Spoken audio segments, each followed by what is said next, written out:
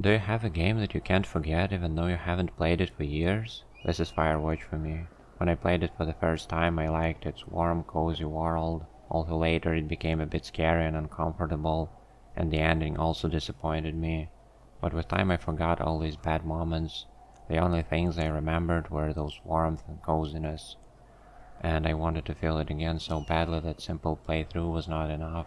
I wanted to know everything about it, hear all dialogues and answer all my questions. So here I am.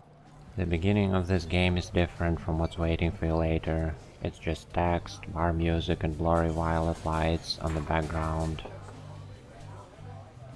Soft piano melody plays when you start reading about Henry and Julia. He meets her for the first time. It is so simple at the beginning, so peaceful, a little bit awkward. 1 week later, he is Julia's boyfriend. Now they are living together, buy a dog, planning to have kids, have first fights.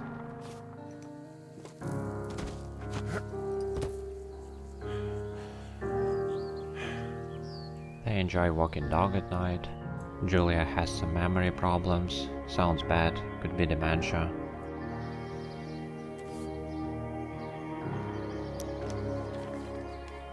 Julia can't work anymore, sometimes she doesn't remember Henry, it becomes worse and worse, even with family and friends helping them. Henry is slowly separating from Julia, he's back in the bar again, but it's not the same. He can't hear the crowd and music anymore, only this sad melody that constantly plays in his head. He can't bear it much longer. Susan, Julia's sister, gives Henry a typewriter. Writing should help him clear his mind. Julia's condition becomes worse and worse. One day Henry sees an ad in the paper for a job. He takes it. Now he is in the woods. Full moon is hiding behind the tower up ahead. Music stops. Finally Henry has clear mind. Only wind blows in the completely silent forest. The red light flickers on the tower. That's our new home for the next few months. Hello, Two Forks Tower. Hello? Whoever this is? It's Henry, right? Yeah. I'm Delilah. Yeah. Have you ever fallen in love with the radio? That's Delilah, the baddest boss in the world. Good night. Welcome to the job. Morning, Henry. Well, Hey, sorry, guess I slept in. Time to get to the most boring job in... fuck me! Good God, language, lady. Out your west-facing window. Are you seeing what I'm seeing? Are those fucking fireworks? Yeah, that's fireworks. Sounds like work for the fire lookout, right? You need to get down there right now and stop them. Fire danger is through the fucking roof. You'll probably need a rope to get down the shale between you and the lake, if I remember right. There should be one in the supply box on the way. The code is 1234. It's actually that for all of them. Smart. Shut up. Found the supply box. Great. A note from Dave to Ron. They are local rangers. Looks like our predecessor couldn't stay here for some reason and left. Well, he's not the only one with this kind of problem here. Do people lose their shit doing this job? There's a note that says a guy just left his post. It happens, yeah. You're not gonna pop your top, are you, Henry? I wasn't planning on it. I tracked down that rope. It was right where you said. Great. So you should be set to get down to the lake. Do you hear that sound? We will return to it later. This shale slide is steep. How do you expect me to get down this? I don't remember it being that bad. It's not even named on our topos. What about shitty boss is gonna get me killed hill? No! Oh.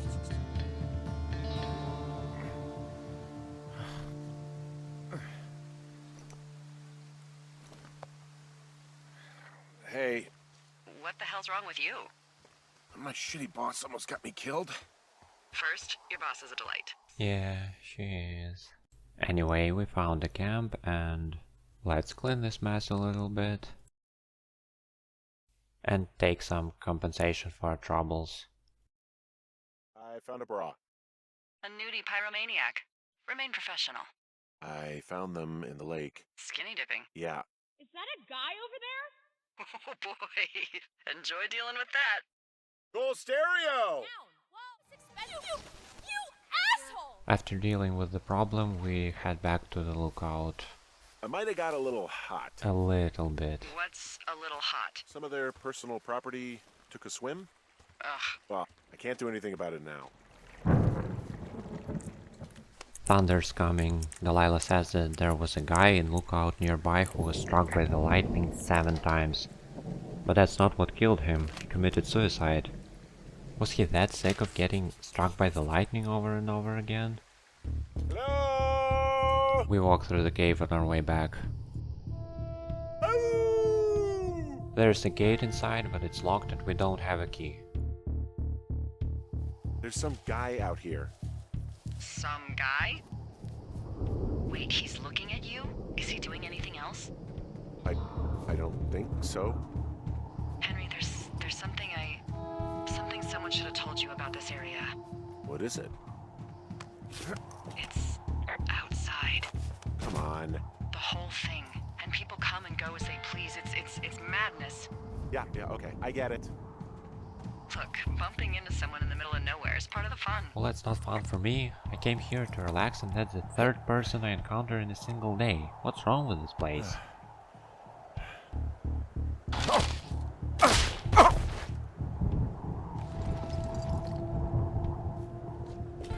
Well, that trail isn't closed anymore. Oh no, not the typewriter. Someone broke in. Hey, what? They wrecked the place. Threw my typewriter out the window. Motherfucker! Holy shit. I'll let the Forest Service know what happened. So much for a peaceful job. Fireworks, bears, naked teens, creepy guy with a flashlight, and now somebody trashed our tower, threw our favorite typewriter out of the window and stole our sheets. What a nightmare. And we have some work to do again. Something's wrong with phone lines, so we have to find out what. Hey, can you hold on a sec? Heyo. I don't think so. Why, have you? Hey, your No, I button don't is think still he has any down. idea. Delilah, I can hear you. I'm absolutely sure. I said I could... Wait, are you Would talking you? about me? Strange. Who was she talking to, and what was the thing that we don't know about? Who was that? Who is who? I don't think he has any idea. What was that? Were you talking about me? What?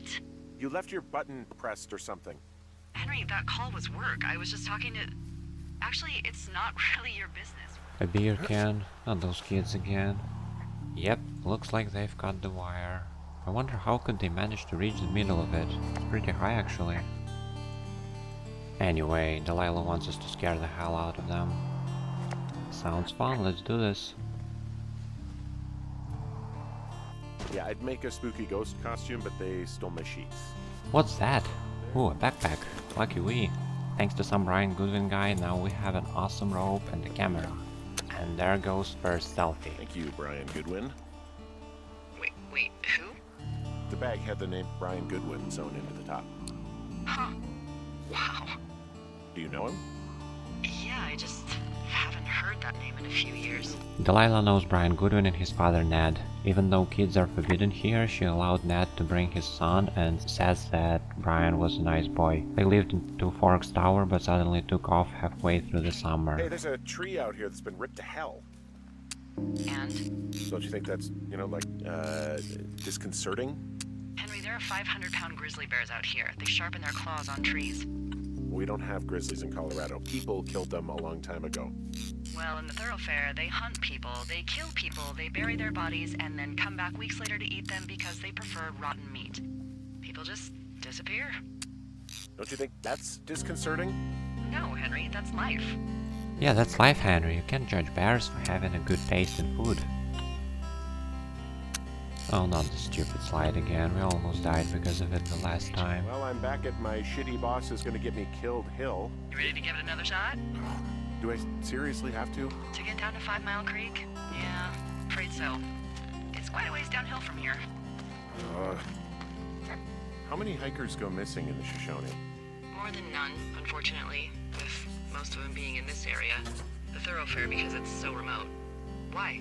I found an old flyer for a missing hiker. It just got me thinking, that's all. Like how you said one day you were talking to the Goodwins and then the next you weren't. So Nat had PTSD, brought Brian here to do his job and realized that it was a bad idea. He didn't really talk to Delilah, so she can't say more about him. But she used to talk a lot with Brian and he was a good kid and Firewatcher.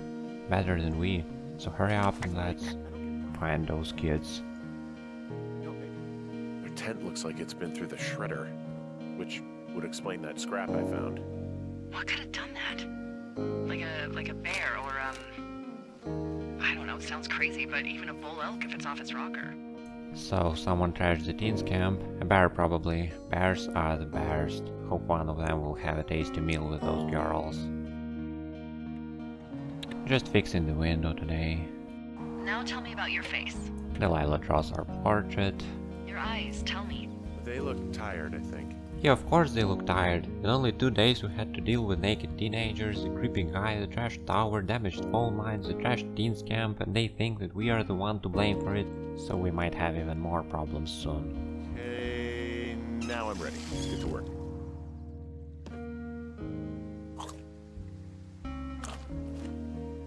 Days passed by. Those teens went missing. Was it a bear?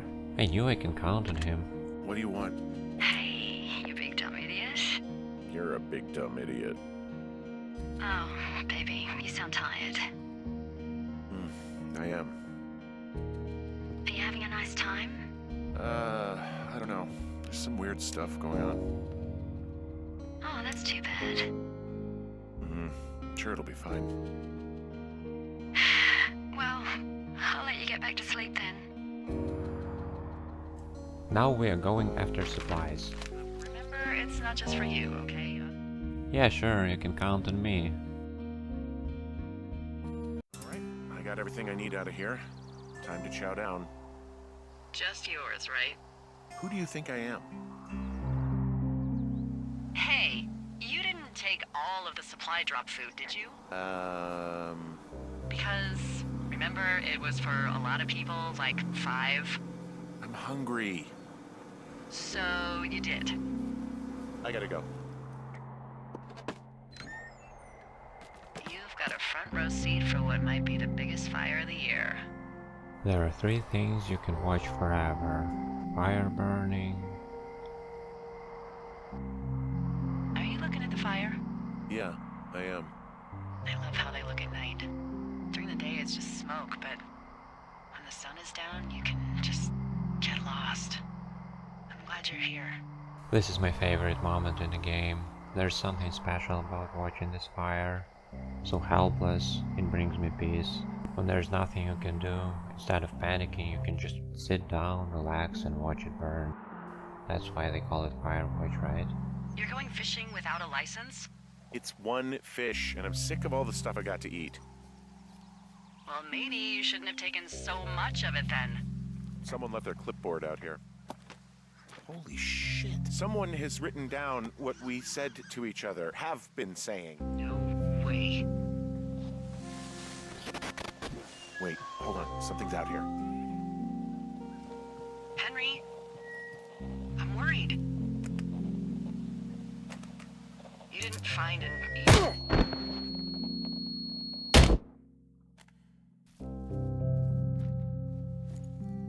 Henry? Are you there? I got hit in the head. Punched or something by someone. I knew it. There's something fishy going on. All those teens, creep with a flashlight, trashed tower, broken wires, sudden departure of Ned and Brian, trashed camp, disappearance of those teens, now somebody is spying on us. All those things are connected for sure. Time to find out the truth. Time to break into the Wapiti station. Someone doesn't want anyone to know about it. Well, see what you can do to get past it.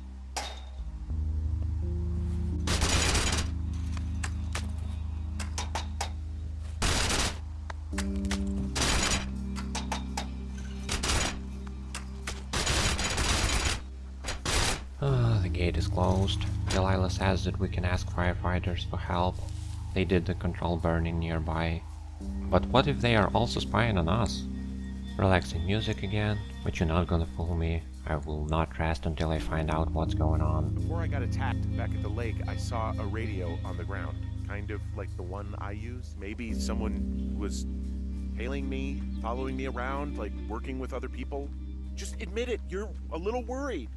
Of course I'm worried, but let's just try to keep things calm, okay? Keep things on an even keel. I was thinking about the Goodwins. If anything weird like this happened to them, happened to Brian, just how scared he would have been. Hey, maybe he'd actually enjoy it. You know, spies, taking notes, walkie-talkies. Whole thing might actually be fun if you're too young to realize how creepy it is. It was 3 years ago. He's in high school now. He's on summer break. Yeah, you're right. You're right. On behalf of Dr. Simmons at Wapiti Station. Wapiti Station? Holy crap. They're running a research site out there. What are they researching? Well, actually there's no connection between this note and the previous one, so it could be someone else who's spying on us. I wonder why would firefighters leave the Pulaski behind, though. Alright, so, tell me what you think of this.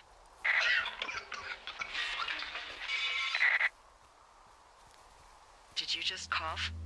No. Did you just cough? No. Oh, Fuck. Get in your tower, shut the door. Don't leave, and don't use your radio. I'll call you. Oh, come on, you can't make me wait much longer.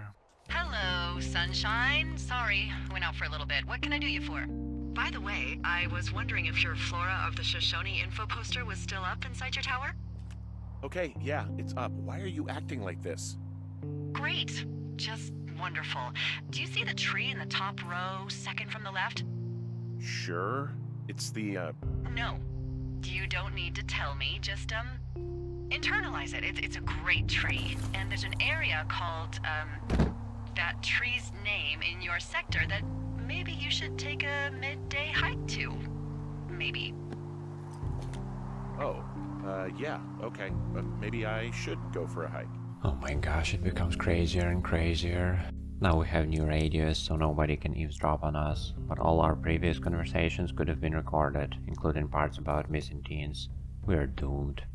There is no turning back now. We have to find those bastards and put an end to this madness.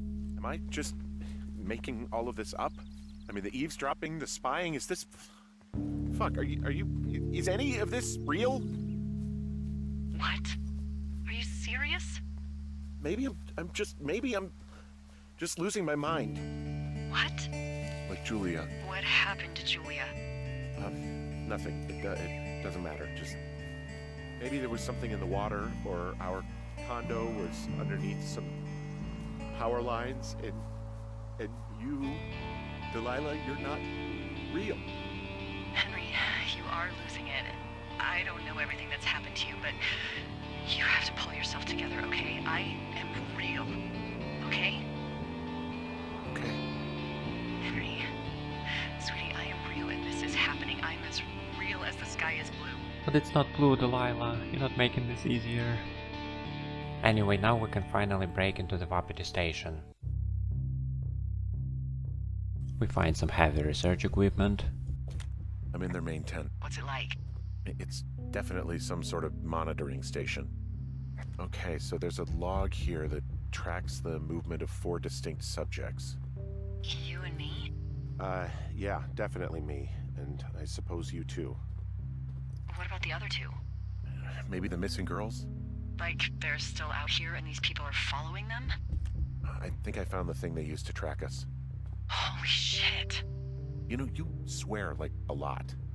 Not the time, Hank. It's got basic orienteering capabilities, everything. Holy shit, Henry. Yeah, holy shit. You're gonna take it, right? Yeah, of course. Okay, this thing is losing its mind, beeping like crazy. I can hear it. What's it after?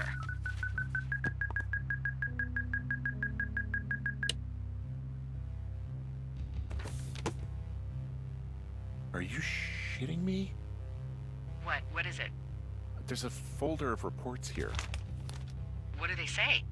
They're assessments about the 2 of us. It says things about my life. Stuff you don't know. What does it say about me? You said there was one about me. And it says that you and your boyfriend are still together. What? We're not. They're messing with us. Okay, that's a lot of information. So they were tracking our movement, making notes about us and 2 males beside us. Game gives us 2 options, teens and Goodwins. Teens were females, in description doesn't really fit Goodwins in my opinion. Could it be Rangers? And where are these researchers? Should be 3 of them here. Anyway, Delilah proposes to burn this place down, but it's too risky, so we just leave it be. When we cross the bridge on our way back, it collapses just behind us, and there is a fire in the research site. Was there someone else beside us? How did he or she manage to get away from there? Why burn their own camp? Is somebody trying to cover the traces? Are they scared because we found out about this whole thing? Will they try to get rid of us? I hope they didn't record our conversation about burning this place. Well, that would be inconvenient. Gotta return to the tower for now. Later this day, our new device picks up a signal. You know what I just picked up? A fifth of Major Bueno tequila from the creek. Are you drunk? No! I am getting drunk. Good plan. I'm a good planner. I could stay up all night worried I'm gonna lose my job because of the site fire, or I could not worry and let the chips fall where they may. Just sit down, relax, and watch it burn. It's not like there's any proof we were down there. My thinking is I'm gonna follow this wave receiver. Ooh, I like it when you think. Ay, ay, ay. While Delilah is drinking in the safe warm tower, we go to find out what it is. But why is our device pick the signal on and now? Looks like someone just turned something on and it was detected by the tracker. But if someone knows that we found the device, wouldn't they want to, I don't know, entrap us, silence the witness and get rid of the evidence? In any case, gotta be careful here. Shit! What? Ah! We find a backpack and alarm that was picked by our tracker. We also find the key to the cave in the canyon. Should we go there? Well, definitely not now, because there's someone in our tower. Perhaps if we hurry, we can stop him from whatever he's about to do. Oh my god, go. I'm going.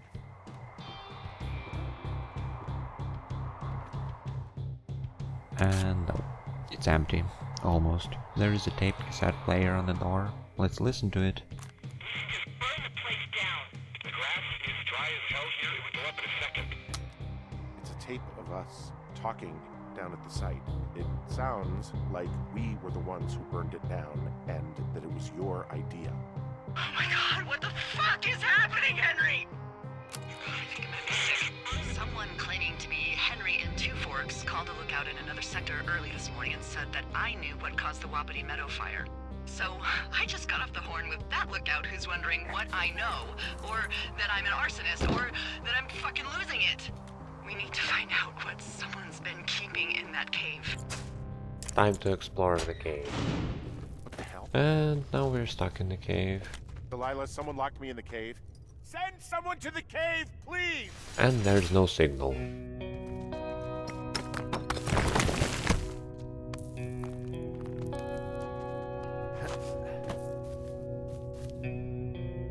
Is anybody down there? Lucky for us, there is another exit, and it leads to Brian Goodwin's hideout. Delilah, I just found an outcropping that someone was using as a little fort. I think it was Brian Goodwin. Delilah seems to really care about Brian. Why would he leave all the stuff here? Homework, toys, wizards and wyverns character list. We find some equipment for climbing, and a note that was forcing Brian to climb with him. So Kid hid the stuff and was hoping that he won't have to climb anymore. Turns out teens are alive, which is good because we won't be responsible for their death, but then again there's probably a hungry old sad bear somewhere in the forest, so it's mostly bad news. Damn it. There is a lot of smoke around by this time. Everything becomes blurry, clear.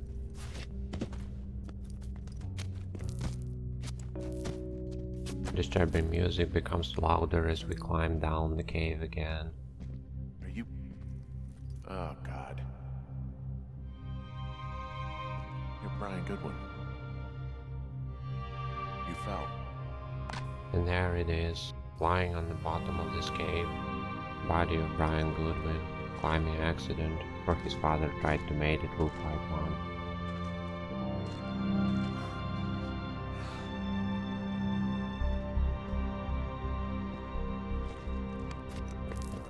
Delilah, he's in there. The only thing in the cave is Brian. He's dead. His body is in the cave, Delilah.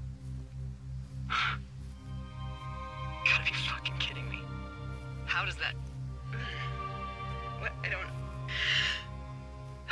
How?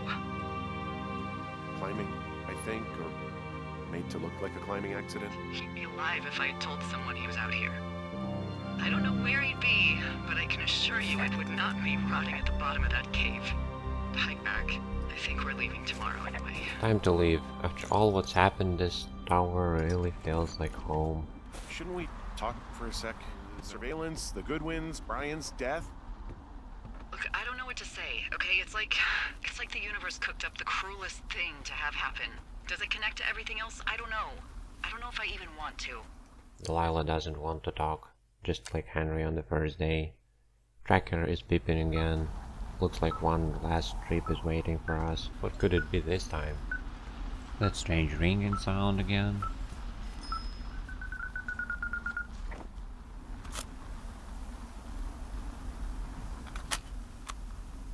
Yeah, hi, Henry.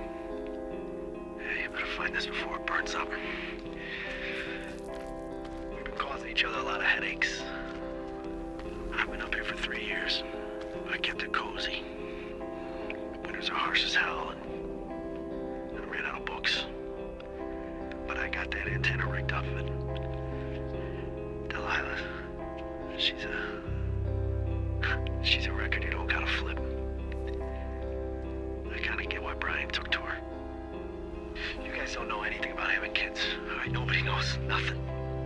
But you gotta know I didn't kill him. Alright, we were climbing. I was teaching him. Brian was uneducated in the way to do anything. He just fucking didn't sink his anchor the right way. You know, I thought about going back, having to answer questions, and having to get him put in the ground, and I didn't see the point. Don't come looking for me.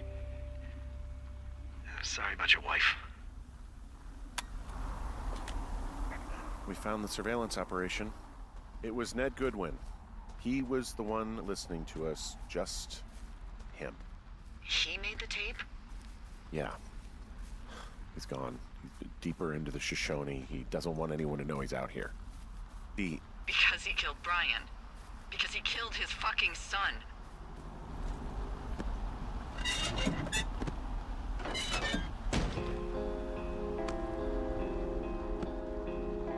And this is where the sound came from.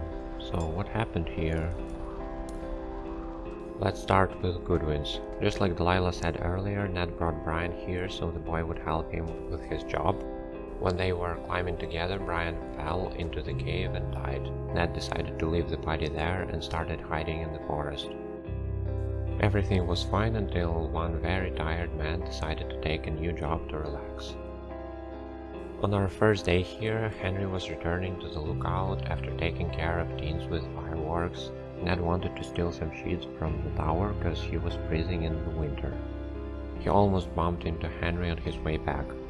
So Ned was that creep with a flashlight. But why did he throw away our beloved typewriter? Well, what will you think if someone steals sheets from your tower in the middle of nowhere? You'll think that someone lives nearby. And probably you will try to find him or at least report him. Of course Ned didn't want that, so he made some ransacking in order to confuse Henry, and it worked. Henry thought that someone trashed his tower to scare him. Next day someone damaged the comms line. Who was that? We saw beer cans around there and thought that it was Dean's. But from Ned's notes becomes clear that it was his job. He didn't want Delilah to dig into the incident with Henry's tower and was hoping that she will forget about it later.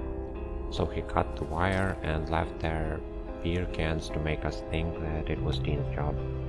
Where did he get the cans? He stole them from the girls' camp, and Rampage did as well, and they thought it was Henry. And Henry thought he was in trouble, and I thought it was a bear. Nicely done, Ned. So teens were spooked by Ned and just ran away. Weren't that bad after all. A little bit stupid, but not bad. Later Ned started to listen to Delilah and Henry's conversations. When they suspected some sort of conspiracy, he came out with an idea to use nearby research site and some fake reports to scare Henry and Delilah and make them leave. It worked. Almost. The thing that ruined this whole plan was a tracking device. Henry took it with him and brought to the lookout, where it picked up a signal from Ned's pack with supplies. From the alarm on it, to be more precise, and there also happened to be a key to the cave. Poor Ned. I almost feel sorry for him. Henry went to the cave, and the last thing Ned could do was to close Henry there. Where did he get the second key, though? Was there two of them to begin with, or did he make a duplicate? In any case, it didn't work. Henry managed to find another exit. Ned left the final tape for Henry and disappeared into the forest. Mystery is unveiled, and it's time to get out of here. I know I should be relieved. Relieved that there's no evidence of us starting that fire. Relieved that we're not crazy. That there wasn't some conspiracy. But I'm not. He was a sweet kid. With a shitty father who hid out here like a coward after dumping him in a hole. Hey, they're here, but they're making rounds. They'll come back. I think I'm gonna go with them. Wait, just wait, okay? I'm not that far. Henry, they're here. They're waiting right now. Please. Henry, I don't want to meet you and just sit here in a dead boy's shadow. Okay, I don't want to do that. I know that sounds harsh. Okay, I'll wait. I'm not far. Okay. Nice music playing again. Final hiking. Remember the tower from the main menu? Here it is again. Delilah's tower. It all ends where it started. Hello? Delilah! Damn it. As you remember, the beginning of Firewatch was blurry, unclear. It became distinct and vibrant after the introduction. But as game goes, the dimness reappears. Smoldering fire in the teens' camp. Fog in the cold morning. Another fire in yet another teens' camp. The smoke from the big fire, burning up at the station. And by the end of the game, you can barely see your own hands. All you see is like a reflection of your own mind. You thought you could run away from your problems, from your thoughts. You wanted to clear your mind, and it looked like you succeeded, but you didn't. It was only a short distraction. New problems started to haunt you. Or was it old ones in different shape? You can't hide from them. You can run, but you'll never escape. They are the part of you, and you will never be free. Well, at least you can enjoy these little distractions while you can. When there's nothing you can do, instead of panicking, you can just sit down, relax, and watch it burn. That's why they call it Firewatch. Hello? Is anybody there? Hi. Yeah, it's me. You're not here. No. Don't be mad. I'm not. I just couldn't be out there for another minute. I get it. You do? I think so. Hey, it shouldn't take long for the helicopter to reach you. Okay. So, taking stock, we found out an old lookout killed his only son and decided to become a lonely hermit. Yes. And we prevented one fire? Basically started another. Okay, so that's a wash. I'll have to figure out what I'm doing every summer from now on that isn't this. You're not coming back? No. And you'll have to... I don't know. Yeah, me neither. I don't know what's next. Tell you what, why don't you choose for me and I'll choose for you? Henry and Delilah choose plans for each other's future. You can hear that despite all that hell they came through, they still are good friends. Who knows, perhaps they even will be together soon. There's the helicopter. They'll land back where you hiked up. Good luck, Henry. You too. Good luck.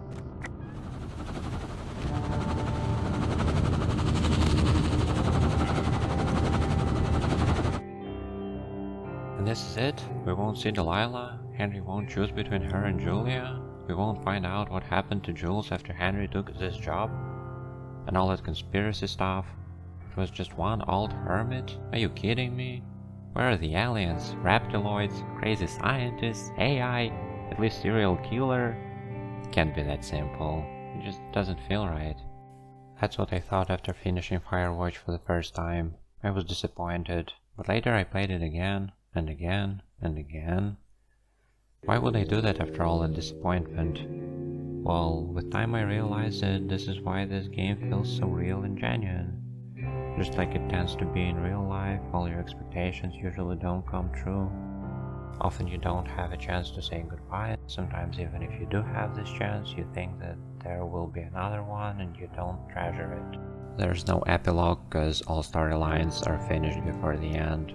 You make your choices throughout the game and later you can see Henry changes depending on these choices, mostly while talking to Delilah, especially the last time. Yes, you don't know what Henry, Delilah and Ned will be doing after your evacuation, but you know their plans. They know what they will be doing. They made up their minds. In my opinion, this ending is as good as any. Perhaps even better because while it is just as good, it is also unique. It stands out among the others. Perhaps it's harder to understand and accept it, but if you do, you will never forget it. When you open the door to Delilah's tower, you think that she left without at least getting you the chance to say goodbye, but you can still talk to her with the radio, just like you always did. Perhaps you were just too angry with her to admit this. And when there's something suspicious going on around you and you expect just about anything, it usually turns out the simplest way possible, much simpler than you thought. Nobody was studying you. It's just old hermit trying to hide his existence and survive the winter. And scientists from the Wapiti station weren't even connected to him. They were studying deers in those reports. When I realized that there's nothing dangerous in this game and I can just relax and contemplate, I couldn't stop coming back to it. There are not many games like this.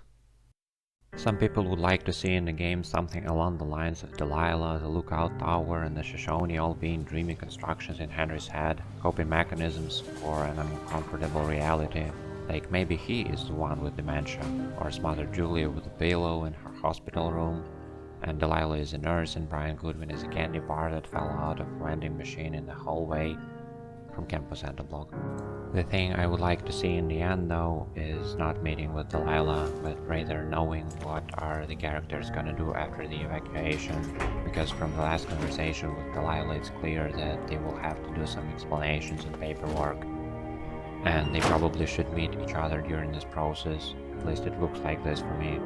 The game doesn't give us enough information, only short mention from Delilah. I would absolutely love to hear more about it. Perhaps in the end when Henry decides to stay longer and investigate the signal and later Ned's hideout.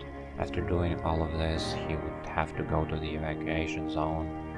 But at this time, the shortest path would be blocked, so he would have to use his knowledge about this area, experience from talking to Delilah and working here for almost 3 months, and all the equipment he found to find the way out. This way escape would be much longer. Henry and Delilah would have more time to talk. She could explain what their job here gonna end like, add some more objectives on Henry's what to do list, like she used to on his first days here. And at some point, perhaps when he's almost there, helplessly and slowly moving through the canyon to the Thorofare lookout, he would see a helicopter flying by and hear her voice for the first time, not from the radio. Delilah! Damn it. But I'm okay with it the way it is. Nothing is perfect. It's flaws that makes things feel natural. Some say that this is just another boring walking simulator, but you know, not every game has to be FPS or action RPG in the huge open world. I actually prefer small titles like Firewatch. You know, this moment in almost every second game when you need to go somewhere, but you can't just go there. No, you need to find a door that leads to your destination, and you need to find the key to this door, because of course it's locked. But you can't just take the key from the shelf. No, you need to solve a puzzle in the box with the key inside. But this won't be that easy as well. First you have to find missing components of this puzzle, take them, find the box again, solve the puzzle, take the key, find the door again, and finally open it. Repeat for every major task in the game.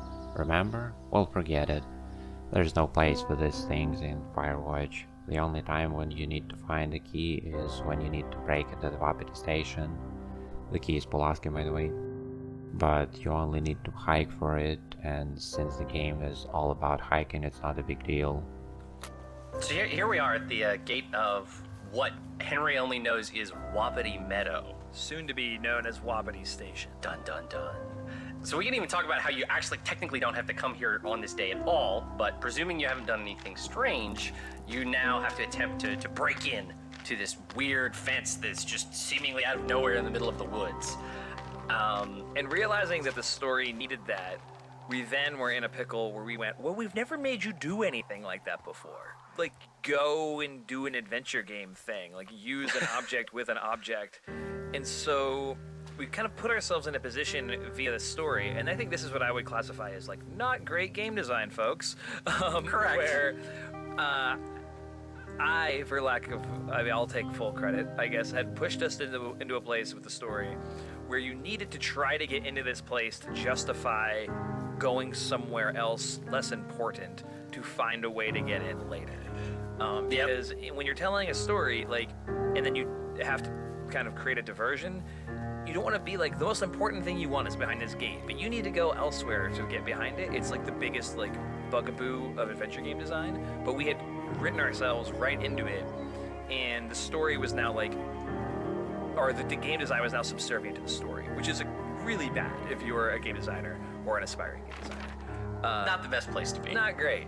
So Nels and Will and James set about piecing together the concept of being able to pick up things and then contextually change the action you can do with those things. And in terms of look and feel, I think you guys did a great job of being able to pick up the rocks that are to the left of the gate. There is, you probably don't know this player because it's very difficult to see, but there is a stick to the right of the gate. And there's another one off to the left. Once you try to get in some fashion, the game doesn't really, the game is agnostic about which. Then you can say like, hey, Delilah, I don't think I can get in here. And of course, in like, you know, classic Firewatch fashion, there's a bunch of very subtle like micro branches where if you actually try to break in with all three of the things, Henry's like, I tried to smash it and break it, I can't do it. So there's like a little bit of reactivity there that's cool, but also me and James and Will basically had to go through like a baton death march to get this to work, just because nothing else in the game at all works this way. With like objects, because the objects, they're in your hand, but then as you use them on the gate, then they're destroyed, but they have to go somewhere and it has to sync up with a special. It's just any one element that is complicated to do it in the game to make look nice, and it has like all 10 of them. And it's not built on any sort of like reusable system, because we didn't imagine we were making a game where you would use thing on a thing like you do in like Monkey Island or whatever. But we walked ourselves right to that, unfortunately. But I think you guys did a valiant job, and I really love the way it actually feels to do it. I am just glad I wasn't the gameplay programmer on it. I'm very happy about this. Lucky you. Other times, you know and have everything when you need it. Codes for cache boxes, ropes, tracking device, climbing pythons. You also need a new radio when you probably want to go straight to the Wapiti station, but you can ignore it and continue with the old one. Not only Henry can rest from his problems, but also you can rest from all these sophisticated mechanics.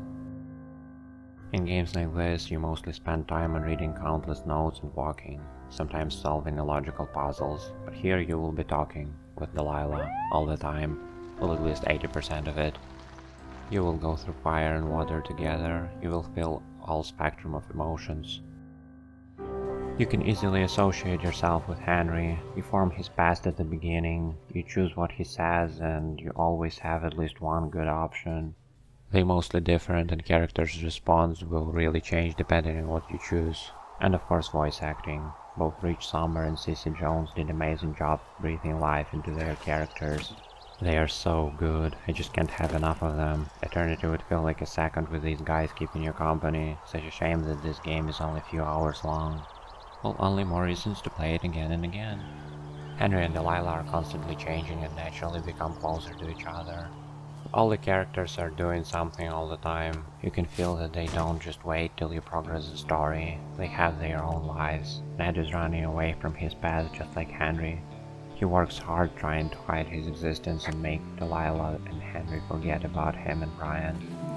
He does something visible almost every day. Crashes to Fork's Tower and Dean's camp, cuts the comm lines, eavesdrops on our protagonist. List goes on and on. Such a workaholic this Ned. Bravo. And Delilah. Well, if you need some help with crossword, she's your girl. Also, she does leave her crosswords once to bring the clean radio to one of our boxes. Even though you can meet teens only on the first day, they will be affecting it almost until the end. Ned will try to make the scapegoat out of them, and later we will be worried about their disappearance. You can see Brian Goodwin only on the photos, but the traces he left around the Two Forks lookout can be seen everywhere. Delilah can tell you a lot about him, and his fortress will shed some light on this character as well. But not only his fortress, other characters' homes are also used as a storytelling instrument. Our protagonist Henry lives in the Two Forks lookout. Where are those forks though? I never saw them. He has electricity from the generator near the outhouse and a cistern with water.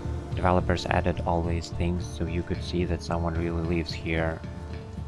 They didn't know what to do if someone would leave the spigot opened, so if you try to turn it on, Henry will immediately turn it off again. The tower itself is almost like the ones that exist in the real world. Stairs that lead to the lookout usually are inside the tower, but in order to give us better view, developers put them on the outside. Inside the lookout you can see various stuff from the previous inhabitants.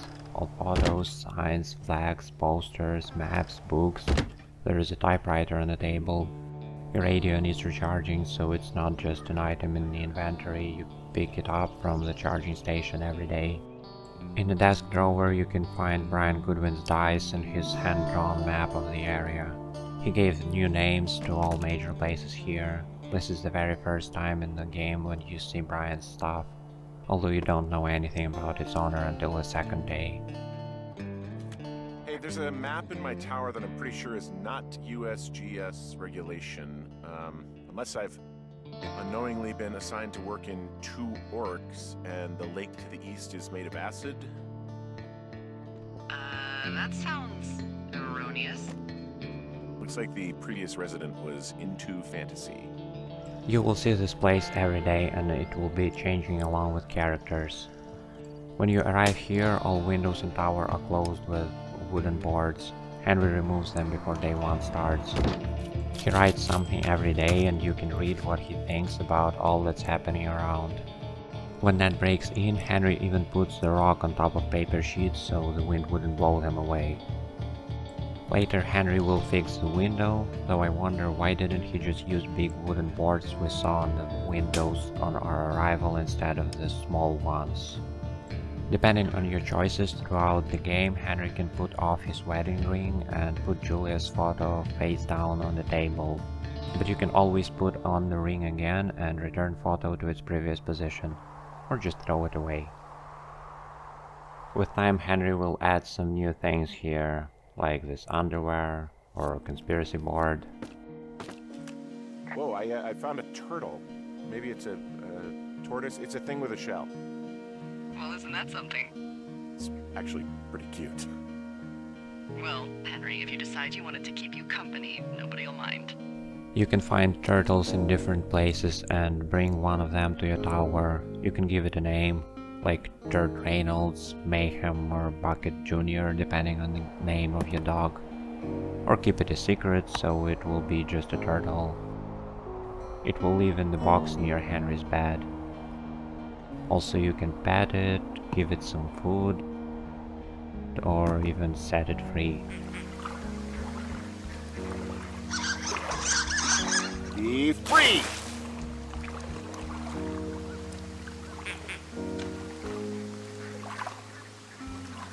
Next home on our way will be the teens camp.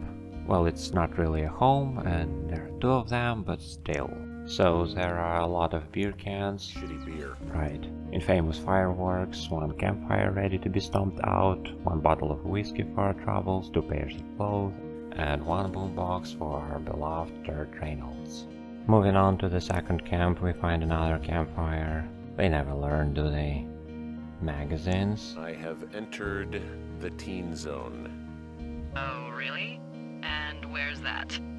It's the name of a magazine for girls. It's on the ground here at their camp. Huh, pants are back.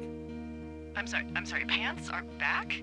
Well, according to the experts at Teen Zone magazine. It's unclear where they've been. The pants, I mean? Well, I found some dangerous hunks. What on earth are you... It's another one of those magazines. I don't get why the hunks have to be so dangerous. Well, you're clearly not a young woman. Girls should want nice hunks. Ugh, boring. A lot of beer, our sheets, finally. Even though we don't need them anymore, it's good to know that they are here, safe and sound. They are the reason why Henry and Delilah think that it was teens who break into our tower, but as we already know, it was Ned. And he's also behind all these torn up clothes and damaged tent. So from their camps, it's obvious that those girls are typical teenagers with no respect to anything and anyone, although it's already pretty clear from that talk on the lake. Well, at least both of camps are located in wonderful cozy places, which means that teens have taste, but not for beer. Shitty beer. The next place we will visit is Brian Goodwin's fortress. It's clear that this is a fortress from the look it covered in Drawing's wall. This place is well hidden. Maybe Brian used to hide here from his father. There are all sorts of banners with CS letters. Is it from Campo Santo? Some nerd stuff like Wizards and Wyverns character list. By the way, it was made by one of the developers for the real D&D game. Dinosaur, comic book, ham radio schematic, whatever it is. There's a ham radio schematic here, something Brian was working on. Yeah, I think that was the one thing Ned did do with him. You know, tinkering on stuff like that. It's one of those things that show us that Brian and Ned were family and Ned was trying to be a good father, at least sometimes. There's also a postcard here from Brian to, I guess, his neighbor. What's it say? That he's with his dad and sorry he can't mow his lawn this summer. Oh, gosh. And also he was worried his dad didn't know when school started. I'd say that's a lucky break if I were him. Yeah, that doesn't surprise me. Ned didn't really seem like a, with it dad. But in other times, he was definitely clueless about how to raise his son. That's why we find a hidden bundle of pythons for climbing. Such a nice kid Brian was, he wanted to hide it in a cash box later, though someone would find it and send to the owner in Nebraska. He also stole some comfy pillows from the lookout. That little shit. Brian's father Ned is kinda hermit, so his hideout is hidden even better than Brian's fortress. Even though Ned says that he kept it cozy, this place is a mess. Huge pile of junk right before the entrance. Hatch was made of one of those trail closed signs that Henry broke on the first day. I'm breaking the hedge tonight. Dust and smoke constantly blows inside, emphasizing that this place is abandoned now. There are many provision boxes that most likely were stolen from other lookouts. Old mattresses and sleeping bags. No wonder Ned stole our sheets as soon as Henry left the tower. In Brian's fortress we found Wizards and Wyverns character list, and here is a rulebook for this game, along with other memorabilia from Brian. PTSD? That doesn't sound good. Yeah, I don't know. He was in the army. He was off. It's actually the saddest story. He was only discharged because his mother, Brian's grandmother, died. She'd been taking care of him, and Ned was the only next of kin. Damn. And you got to know Brian a little bit? Yeah, I talked to him way more than I talked to Ned, that's for sure. How was he at, spotting fires? Better than you. He actually liked to stay in the tower. Ned was an outdoorsman who drank heavily due to his traumatic experience in the Vietnam War, but he still cared about his son, although looks like now he decided to forget about Brian and left his stuff behind. Perhaps bringing huge rulebook would be too much trouble, but I'm sure he could take a photo. Then again, he could have had a few of those. By the way, cool detail about Ned, remember this conversation about Brian on our way to the firefighters camp? He's fine, D. It was 3 years ago. He's in high school now. He's on summer break. Yeah, you're right. You're right. Imagine Ned listening to this and knowing that his son's body is in the cave right now. He starts smoking to calm down a bit, and a few minutes later this happens. Alright, So, tell me what you think of this.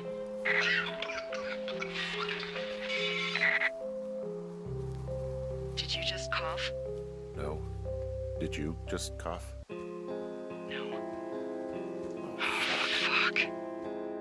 Ned has a lot of handmade stuff here, some electronics and a lot of batteries to power it. I think he's the one who took the engine from the snowmobile. Whoa, someone stripped these snowmobiles down to the bone. Huh. And that's weird, right? I mean, I can come up with a bunch of not weird reasons someone would do that out here, but given what's happened, yeah. Yeah, that's weird. Disassembled stereo? I wonder if this is that boombox. Did he dive into the lake and stole it from Dirt Reynolds? This boombox looks familiar. From the girls. Yeah. I thought you threw it into the lake.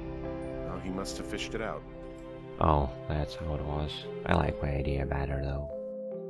He stole some of the teens' magazines. How many of those did they bring here anyway? A few boxes of beer, tequila, sleeping bags, a tent, fireworks, magazines, spare clothes, boombox. That's a lot to carry. Back to Ned's hideout though. Remember his falsified reports about Henry and Delilah? Well, now we can see how, where, and at what cost they were made. 2 typewriters, one for spare details I guess, notes about this crazy plan, and a lot of ruined drafts. It seems like he made mistakes everywhere he could. To think that he went through all this trouble only to steal some shits. With a thing that makes a strange sound, and there are precisely 2 forks on it. I'm glad I found them. And of course view on Henry's and Delilah's lookouts, and radio base station to listen our conversations. Overall, nice place for a hermit. Delilah! Damn it. The last place to visit is Delilah's Tower. It's my favorite actually. So clean and comfy. I just love to see all her stuff here. Like sleepers, water bag, antlers, or are those horns? I can't believe it, she left a jar full of nuts here. There is a chocolate bar in the drawer. Granola bar in this cash box is always here, even if you eat it every day. I wonder if that's Delilah's job. Imagine her hiking all the way here just to check if Henry has something sweet for the next day. A bottle of tequila. I optimistically take it, hoping that Henry will need it soon. To drink it with Delilah, of course. Or pessimistically, so Henry would have something to drown his sorrow in. Another empty bottle of tequila is in a garbage can. Delilah drank it a few days ago. You know what I just picked up? No. A 5th of Major Bueno tequila from the creek. Are you drunk? No! I am getting drunk. Wow, is this an apple? She left me an apple. I love apples. She's the best. 1001 crosswords. Another 1001 crosswords. And I bet it's just the top of the iceberg, because she really loves crosswords. Oh, and one of my favorite details in this game. There was this dialogue back at the pork pond. There's an old pond out here, not much more than a pile of mud. Do you have it on your map? Yeah, I know where you are. Yeah? Where am I? Pork Pond. There used to be a sign up for it, but, well, folks kept stealing it. Because it's called Pork Pond. It's a good goddamn name. That sign would look great in a den, or, you know, anywhere. And here it is, stolen pork pond sign in the Delilah's Tower. And the most interesting thing here, Delilah's drawing. Remember day 3? She was asking Henry what does he look like, because she was drawing him. And here you can see the result. There are dozens of possible portraits, and here are some of them.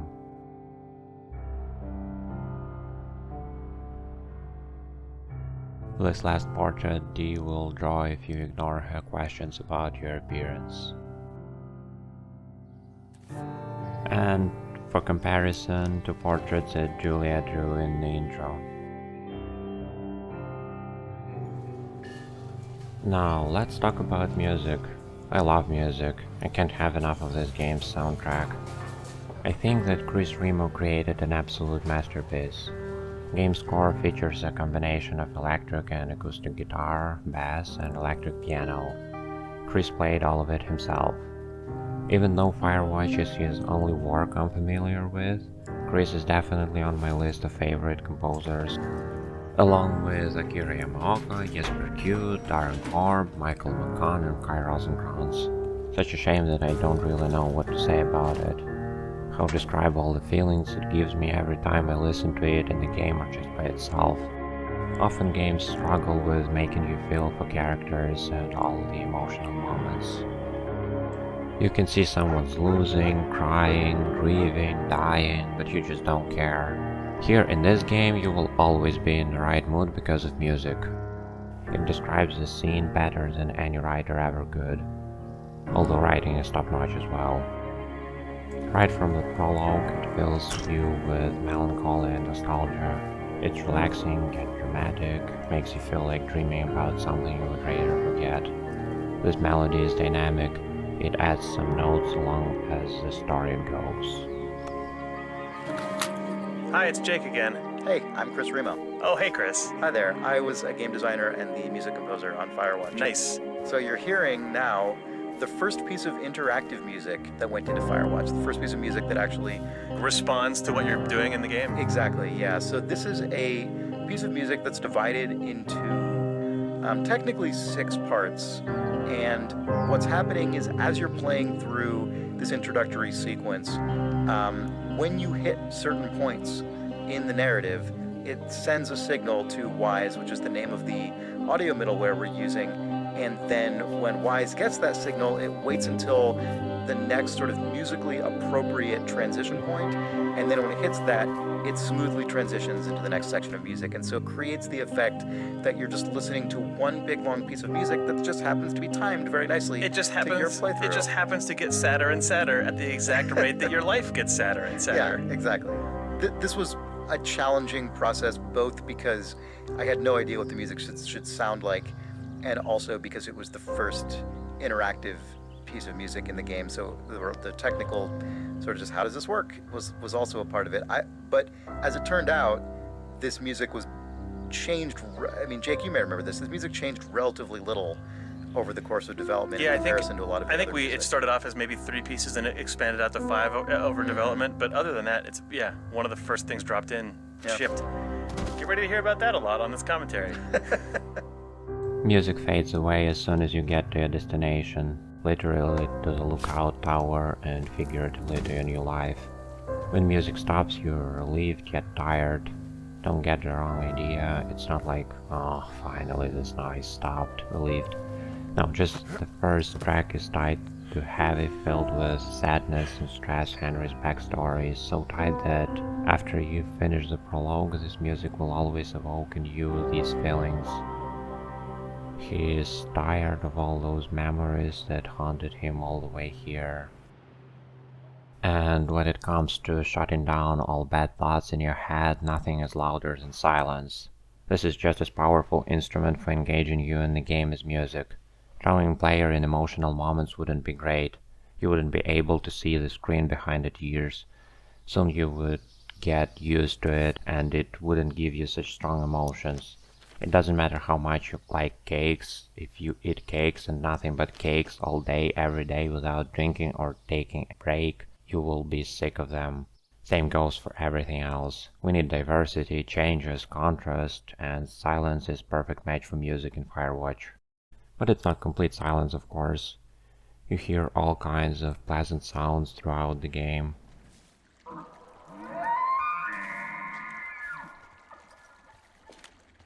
I just heard something. What is it? I don't know. It was goddamn terrifying, though. Well, it could be an elk, or it could be someone trying to get you to radio about a loud noise so they know where you are. Footsteps, earth, grass, rocks, sun, water under your feet, birds singing, trees creaking, wind blowing, water flowing, all these tiny cute noises from the radio.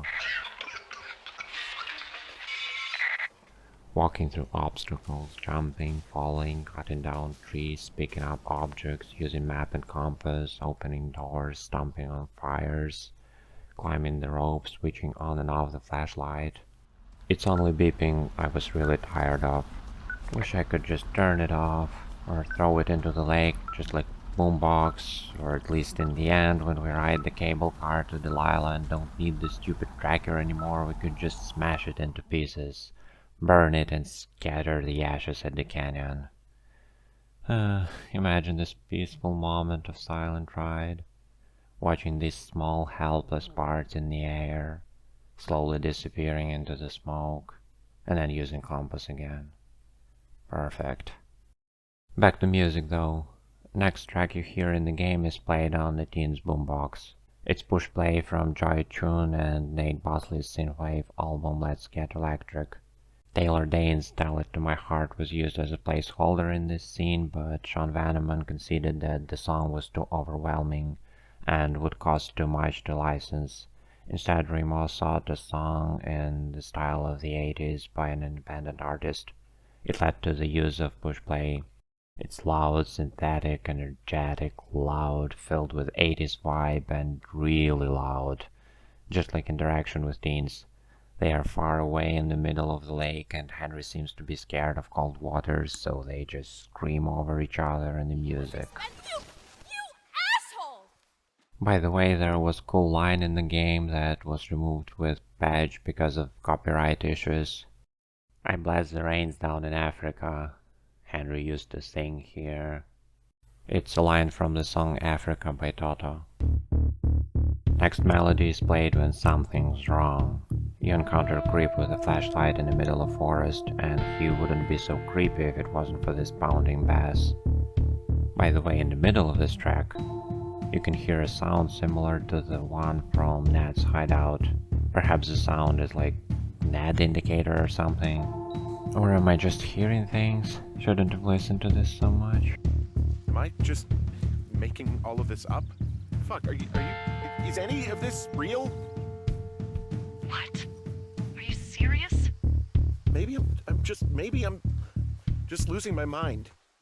Next track is played on the second day's trip to the Beartooth Point. It starts with simple guitar melody, feels like something you would play near the warm campfire. But it adds some mystery sounds when you accidentally overhear strange conversation. Hey, your No, I button don't is think he still has any down. idea. Overall, it's perfect for isolated, lonely, full of mysteries game. This moment feels especially lonely because you start to think that Delilah, your only companion here, might hide something from you, might be not who you think she was. This is the first time when Delilah's radio is disabled, so you can't talk to her. And you are here so far away from home, alone with yourself, lonely.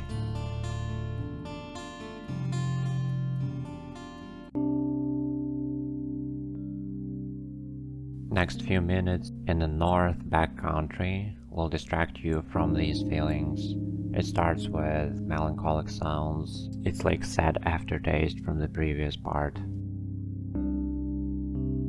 But soon you can forget about mysteries and enjoy your hiking. Even Delilah will be quiet most of the time, giving you a chance to relax and feel the moment.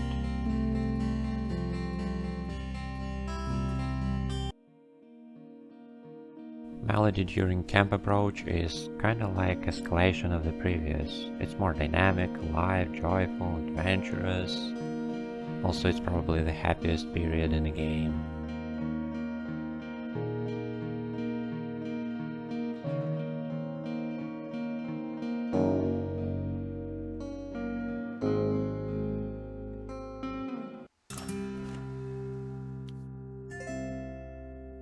Watching the canyon sunset is like taking a short break from hard work.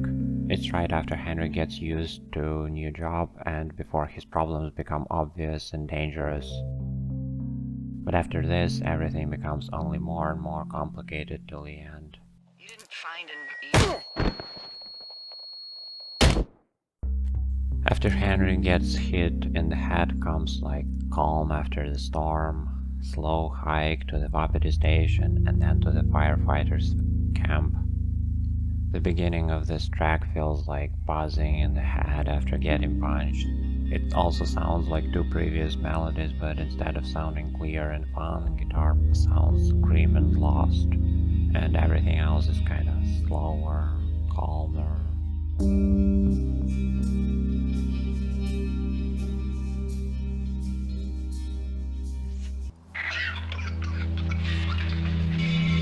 Conversation interrupted. Did you just cough? No.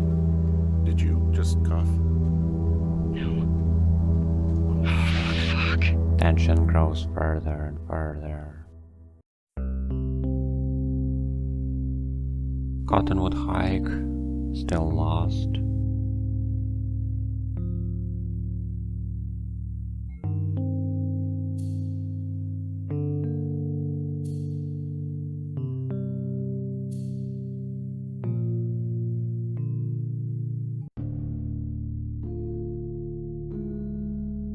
But after we find our new equipment, mystery comes back to a soundtrack because we can finally talk about everything with Delilah without fear that someone will spy on us.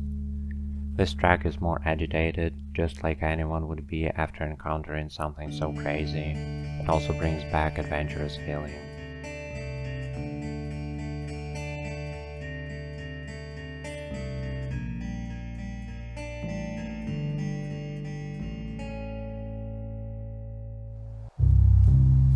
And our brand new adventure starts with infiltration to the Wapiti station. It's tense, nervous, a bit distorted. It adds a lot to the overall pressure.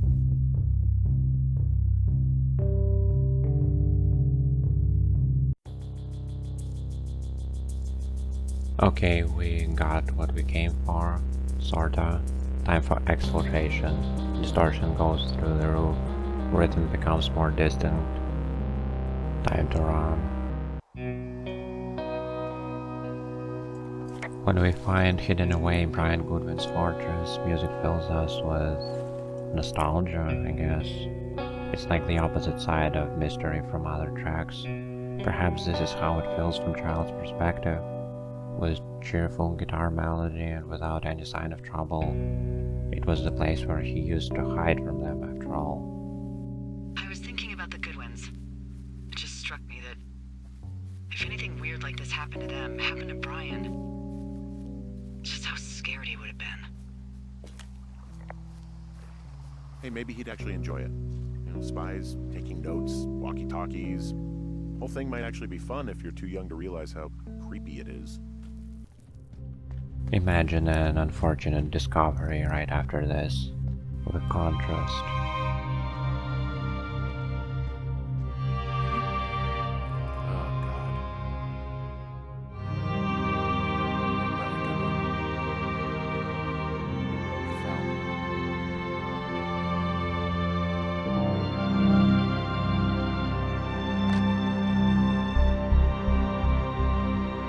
This wavering sound at the beginning instantly knocks you down. You can feel that something bad happened here, even without looking. It's sad, it's simple, it's strong.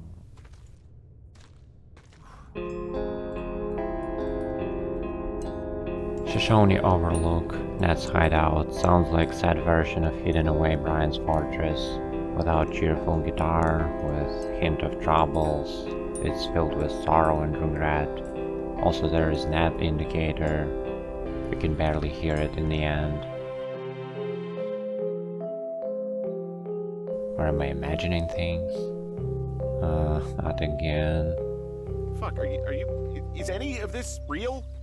Maybe I'm just losing my mind. Now only Thoroughfare Hike stands between Henry and Delilah.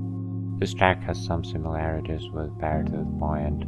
It's kinda like Delilah's theme. This sound reminds me of Henry asking her to wait for him. And then this guitar part, like him trying to get to her as soon as possible. Thoughts about finding the quickest way to Thoroughfare Lookout intertwined with thoughts about Delilah. Later in the track this gets drowned in other thoughts, but you can still hear it.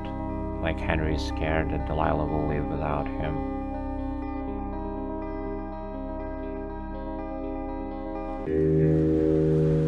Hello? Delilah! Damn it. Catching up with Delilah ends with Vale. She left Henry behind just like he left behind Julia and all his previous life when he took this job at the beginning. That's why we can hear piano melody again, kinda like the one in Prologue. But it feels so much heavier and mournfully to be on the other side of leaving behind now. It's called a full circle or tied ending, when a story starts from the end or ends with the beginning. The last melody in the game reminds of the first one. Also, game ends in the tower from the main menu and Henry has to deal with leaving something behind again, so it's almost full circle ending. It was a story about 3 people who run into the forest because they want to escape their problems. They can't face the reality. Henry wants to use this escape like vacation to rest from his problems, think about what to do next. Just change the air and relax. Ned does all the same, but not temporarily. He gave up all hope long ago, and Brian was the victim of this decision. Delilah just struggles to deal face to face with people. It becomes clear from what she says about her sister and ex-boyfriend. Javier. He's incredible, caring, sexy as hell. He was a driller down in Casper. We dated for almost 5 years. I was working with the Wyoming Outdoor Leadership School, and I was obsessed with it. I wanted to be an instructor so badly. And I was sure I was going to marry Javier as soon as I could be bothered. Walls was also a good excuse to get out of town, drink whiskey in the mountains, cut loose. Then, Javier's brother got killed working in Gillette, and for some reason, I didn't come home.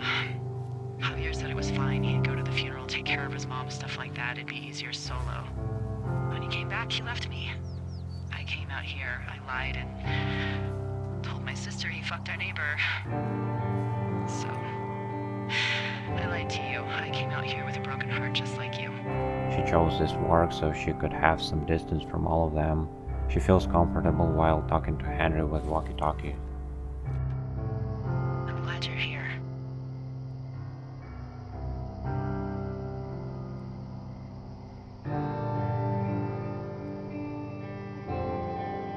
I don't talk to the other lookouts as much as I talk to you. Not in the same way. Why don't we both just go watch this fire and try to imagine all the old, dead things it's burning away? But even with Henry, she can't meet him live. She says it's because she doesn't want to meet him like this in the dead boy's shadow. Perhaps it's true. Who knows, perhaps she will even meet with Henry later.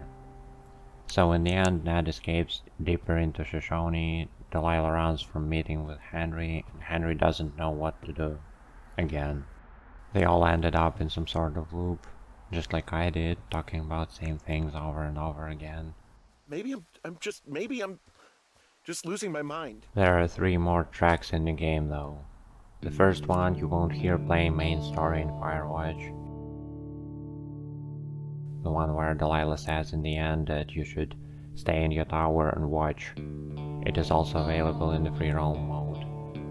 This melody was made to present the mysterious game, and some people who weren't satisfied with ending might consider this ironic because it wasn't included in the game just like the mysteries it was supposed to present. I'm not one of them though.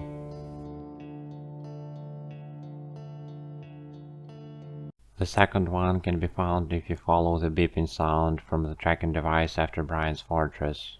It's about all Shoshone. One of Rangers recorded it.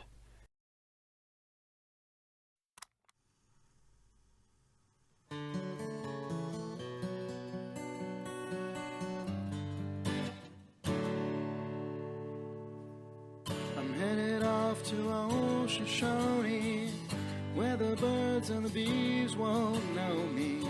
Man and war won't exist no more, and there ain't no gals to keep no score. I'm taking off for the woods, to a place where there ain't no shoots, Don't need no books or ponds or the ponderosas. Don't need no lady or marry the Mariposas. Can't waste no time in getting there. I'll do 80 down, 80 without a prayer. Don't need no gal, I'll spruce up for the spruces. Don't need no pal, I'll change my mood up for the mooses. Headed off to old Shoshone, where the birds and the bees won't know me. Men and war won't exist no more, and there ain't no gals to keep no score. And if you're wondering where's my aspen, it's been cavorting amongst the aspens. Don't need no grass, I'll get altered among the alders. Don't need no mass, I'll grovel before the boulders. I'm headed off to old Shoshone, where the birds and the bees won't know me. Men and war won't exist no more, and there ain't no gals to keep no score. I'm headed off to old Shoshone, where the elk and the owls won't know me, where there ain't no judges to whom I gotta plead, 'cause I can be me in old Shoshone. He sings about running away to the old Shoshone, where he can be himself. Such a funny song to listen, especially in this game, especially after finding out about Brian's hard life, especially before discovering his body on the bottom of the cave. It continues main theme of the game, escapism. It's like a dream about careless life in the wilderness. It's like Henry's dream, or Delilah's, or Ned's.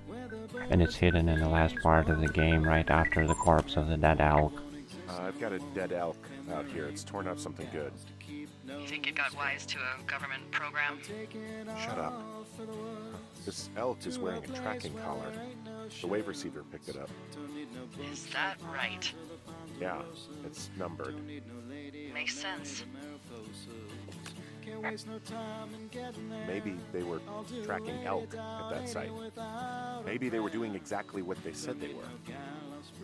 Delilah. Yeah. There was lots of equipment there. I mean, they could have been up to a lot, you know? Yeah, sure. They could be. In the first minutes of Firewatch we saw a deer. A deer is a symbol of the regeneration of life and rebirth. This is what Henry came here for. But turns out it was an elk. It ran away from Henry, and now it's dead. Henry dreamt about a new life, but closer to the end his dream is killed by cruel reality. An elk is, among others, a symbol of strength and endurance, of what died in main characters long ago, and now you can see it, literally and figuratively. There's also Delilah's version of this song. Hey, I found a structure that might have been an outhouse once, I think. Whoa, you don't need my permission to go to the bathroom, but, use abandoned shitters at your own peril. I found an old notepad of, I guess, songs. Someone was writing a song called Old Shoshone. Oh, Shoshone, where I come to be alone and drink gin before noon, and if you happen to spot my tower, prepare to see a moon. Wow, did you make that up just now? Yeah, not bad, right? Not good. I'd rather go blind by Etta James plays in the credits. It adds a feeling of completion to the game. I always watch credits till the end, even if they are 1 hour long. I watch all the developers' names and listen to music while thinking about the game I've just finished. Firewatch has one of my favorite credits. Soothing, calm song highlights the most memorable moments of the game. Pictures from the camera are shown here as well. Happy, careless moments from Brian's childhood.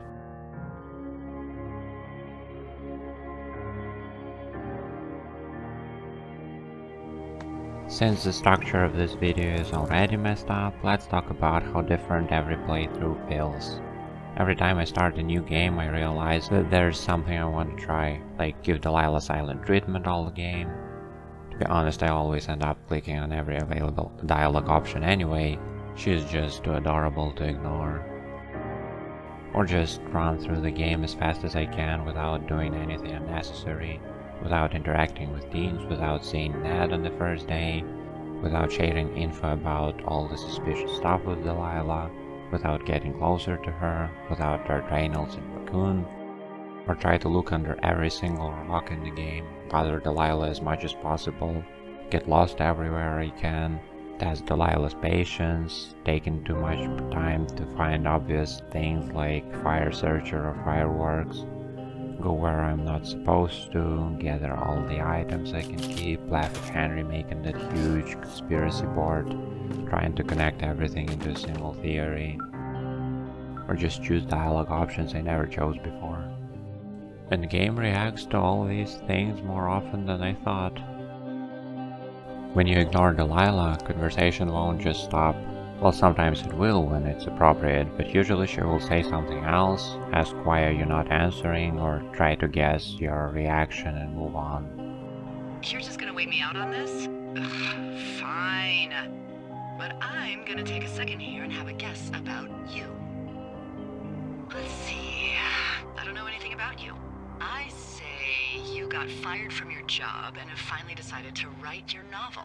That's the sort of bullshit reason you'll find a man out in the woods. Out your west-facing window, are you seeing what I'm seeing? Are those fucking fireworks?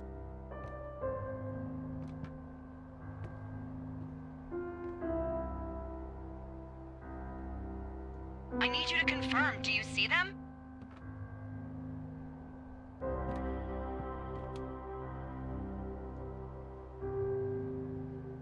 Seriously, are you seeing this? Hey, go down there and set them straight.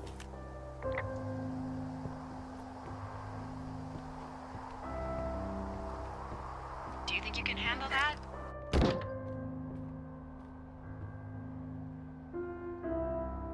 I'm sorry it's not in the job description. Look, just go down there, okay? Make sure they stop with this shit.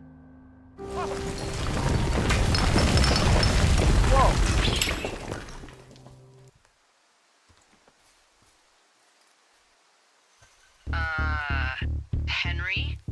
I think there is smoke coming from north of Jonesy Lake. That is suspiciously close to where you just were. Do you see it?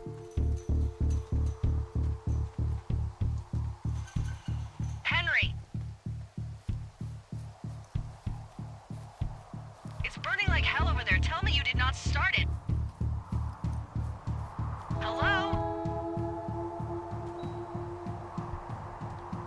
Henry, tell me you did not start it.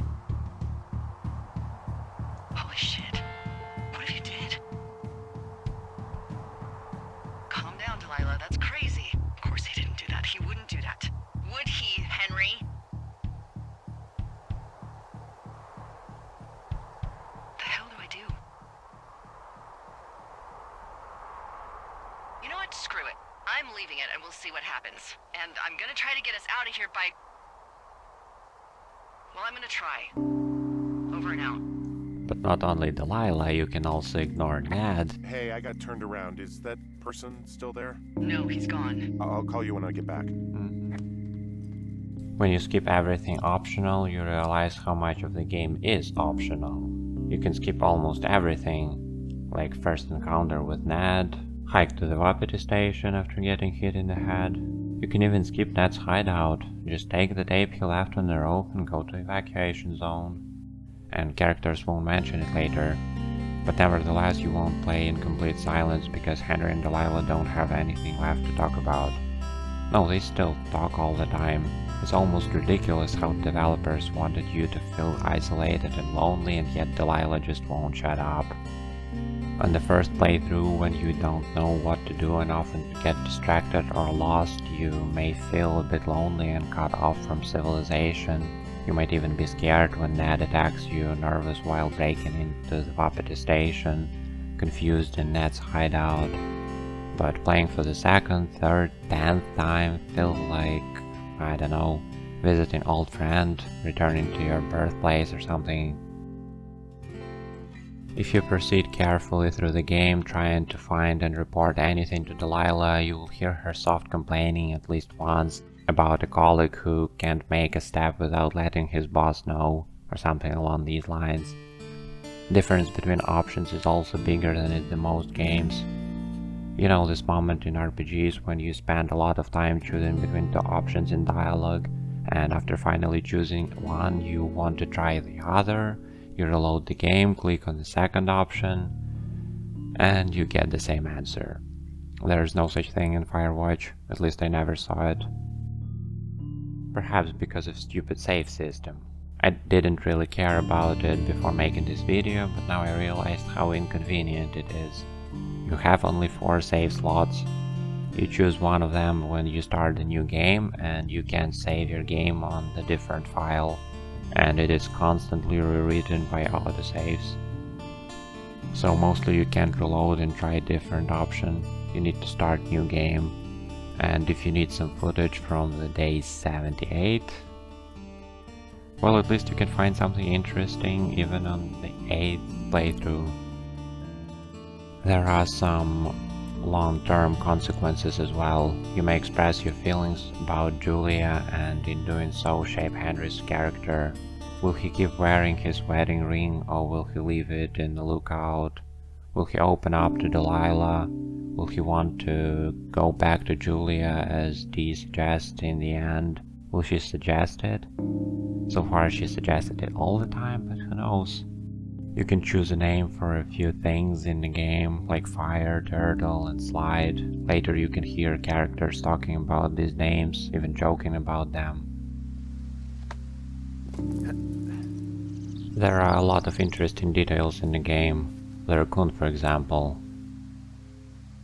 You can see it on the first day on the way to the teens camp. There's a critter out here. A raccoon.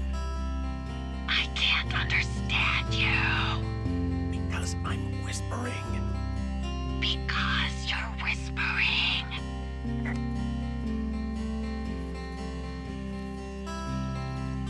Pears, pears, pears!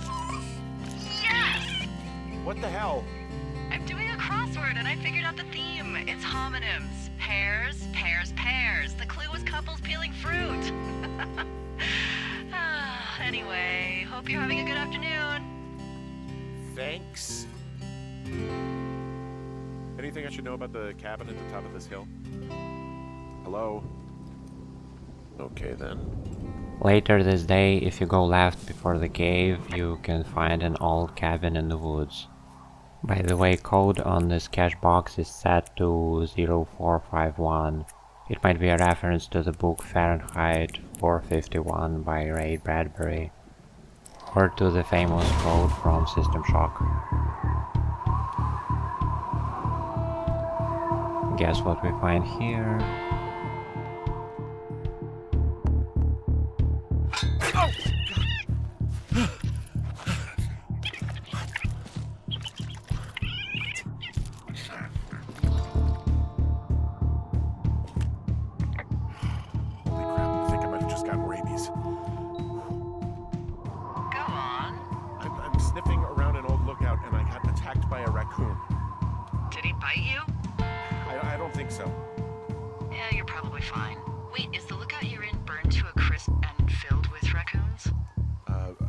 Apparently.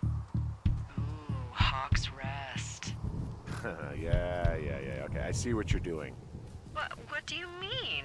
I just like to stay out of haunted places myself. Okay, go on. Out with it. You want to hear about Raccoon Carter? So, some years ago, way before my time, a man named Winthrop Carter was stationed at Hawk's Rest. He was an angry loner. The story was he lost his life savings betting on horse fights. Horse fights? In Mexico. So he did what a lot of us do in times of trouble. He signed up with the Forest Service to watch for fires. His first night in his lookout, there was a break-in, and the break-ins didn't stop. Finally, one night he awoke to find someone in his lookout. He reached for his hand axe and threw it at the figure. And just before the axe killed its target, he heard a small voice cry, "Help!" What was it? A raccoon. Oh, of course. See, back in these days, the Forest Service wasn't so good about dropping off food and supplies, and well, Carter was hungry. So he did what anyone would do. He skinned and ate it. Eventually, Carter didn't want to eat anything else. It was raccoons or nothing. But one night, as he sharpened his raccoon blade, there was a scratching at the door. He looked towards it, and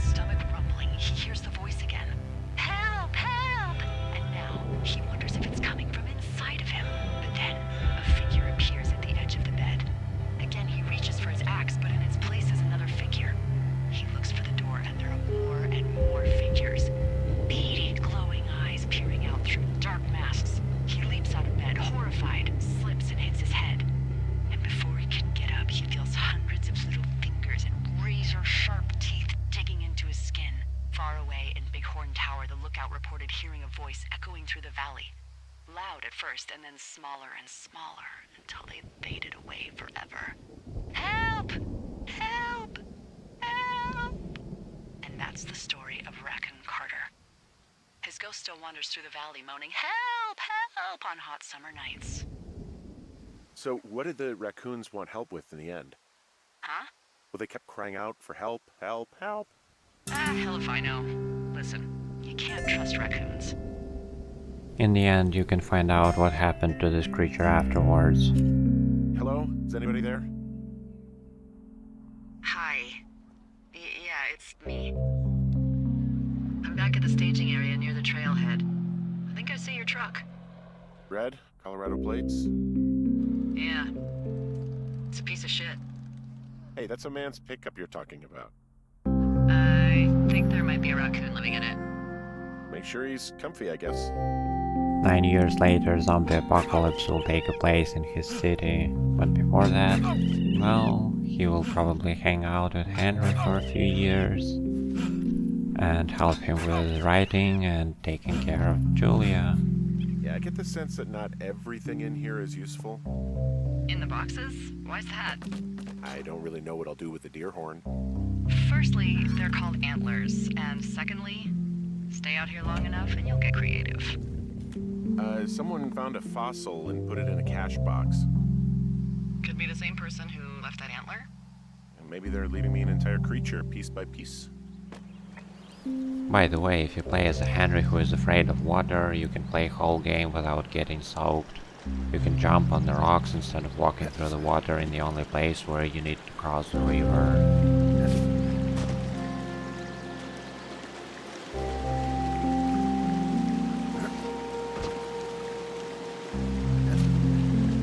It's a shame that there is no cave behind the waterfall though. If you wonder how Ned managed to get into the Wapiti station, this hole here is an option. You can find a few references to different video games like The Last of Us, Metal Gear, Gone Home, and Bloodborne. So there was this University of Eastern Colorado in The Last of Us. The game takes place in the post-apocalyptic USA, but for some reason this university was made up. I found a sweatshirt from the University of Eastern Colorado. There's a University of Eastern Colorado? I really don't think there is. Why would somebody make that up? Right, and then put it on a sweatshirt. The world's a weird place. You can find the book Patriots by Donald Anderson from Metal Gear. And the Patriots is a secret organization in this game. There are at least 2 references to the game Gone Home, A Dock on the Lake, and a book written by Terence Quinn Pryor.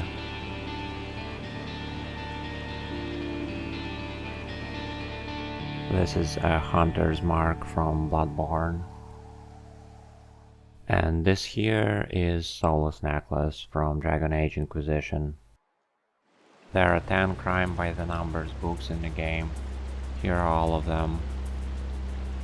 1 chance to die. Death strikes at 2.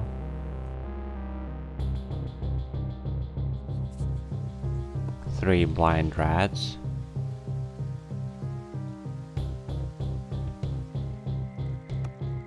The 4th estate.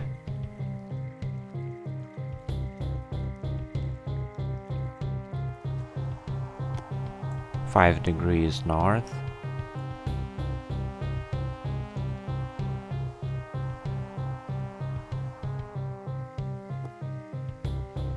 Six feet down under.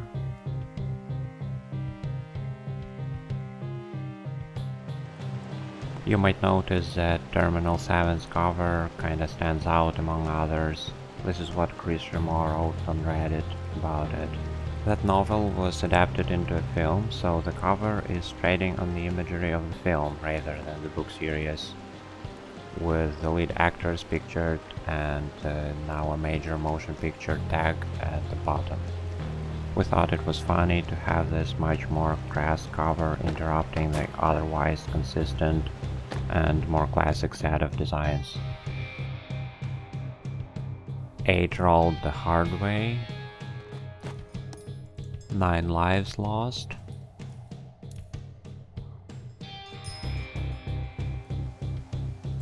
And 10 to 1.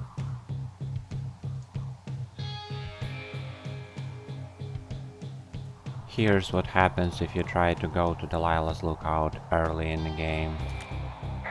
Hey, I'm out at a ravine. What's this thing that spans across it? That is how you get to my sector. No kidding. Well, let me hike over. Well, it's locked up and mainly for emergencies. I've never actually used it. Rangers use it from time to time, but that's it. Help! Oh, God, it's an emergency! Oh, really? Yeah, I got eyes on a tornado. I gotta get out of here. A tornado in the heart of the Rockies? Yes! Holy moly, I need to call this in. Tom, Two Forks sees a tornado. He says he needs an evac into my sector. It's a meteorological impossibility. There haven't been tornadoes in the greater Yellowstone region in 100 million years. You're gonna need him to stay and take a detailed personal account, even if it means giving his life. Okay, I'll tell him. Sorry, Hank. No dice. Man. I found a little trowel. Maybe I should take it with me. Could use it to pop open beers. Wow, 99% sure that's for burying poop. I am gonna leave it here. I found a little trowel. Maybe I should take it with me. Could use it to pop open beers. Wow, 99% sure that's for burying poop. And I'm holding it. Maybe drop it? I found a little trowel. Maybe I should take it with me. Could use it to pop open beers. Wow, 99% sure that's for burying poop. And I'm holding it. Maybe drop it? I'm still holding it. Why am I still holding it? Now that's a real mystery. Ooh, that wind last night actually tore up some trees near my tower. I know, right? Ugh, it's out of this world. Now, imagine we had a big fire burning. Yeah. Jesus. It's something else. I've seen a still evening kick up 45-mile-an-hour winds in no time. If that happens this summer, you'll really be in for it. I used to think that Firewatch is perfect in technical way, but there are a lot of bugs actually. On the day 1, I accidentally got soft locked in the tower. It looks like door opens only after you look at the fireworks, but before that you need to find the firefinder in the middle of the room. It's super easy to find. The problem is that conversation about finding it just wasn't popping up. Reloading the game wouldn't help, so I had to start a new game. It's only the first day, so it took me only a few minutes to get here again, but still. Perhaps it happened because I exited the game right after day 1 had started. There's also some problems with Henry's typewriting. I'm pretty sure that this paper was supposed to be white. I'm 100% sure that I took these fireworks and tequila yesterday. Yet they are still here. Of course there's a possibility that someone brought more, but... Then there is strange shimmer on the ground in the Wapiti station and in some other places. I would have thought it's moon reflection, but there's no moon on the sky here. Sometimes Henry misses the fire trying to stomp it. And when I returned to the firefighters camp, this is what I found.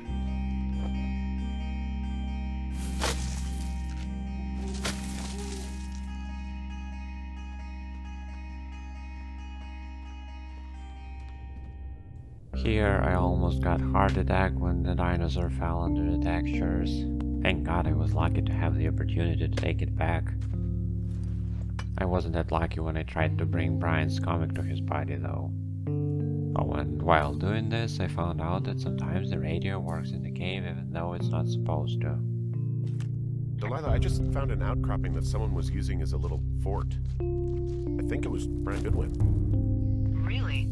He'd hide out here to read comics. The black band, his grief is his enemy's sorrow. Everyone this guy loves gets killed, so he honors them with a black armband which gives him superpowers. Well, that's fucking dark.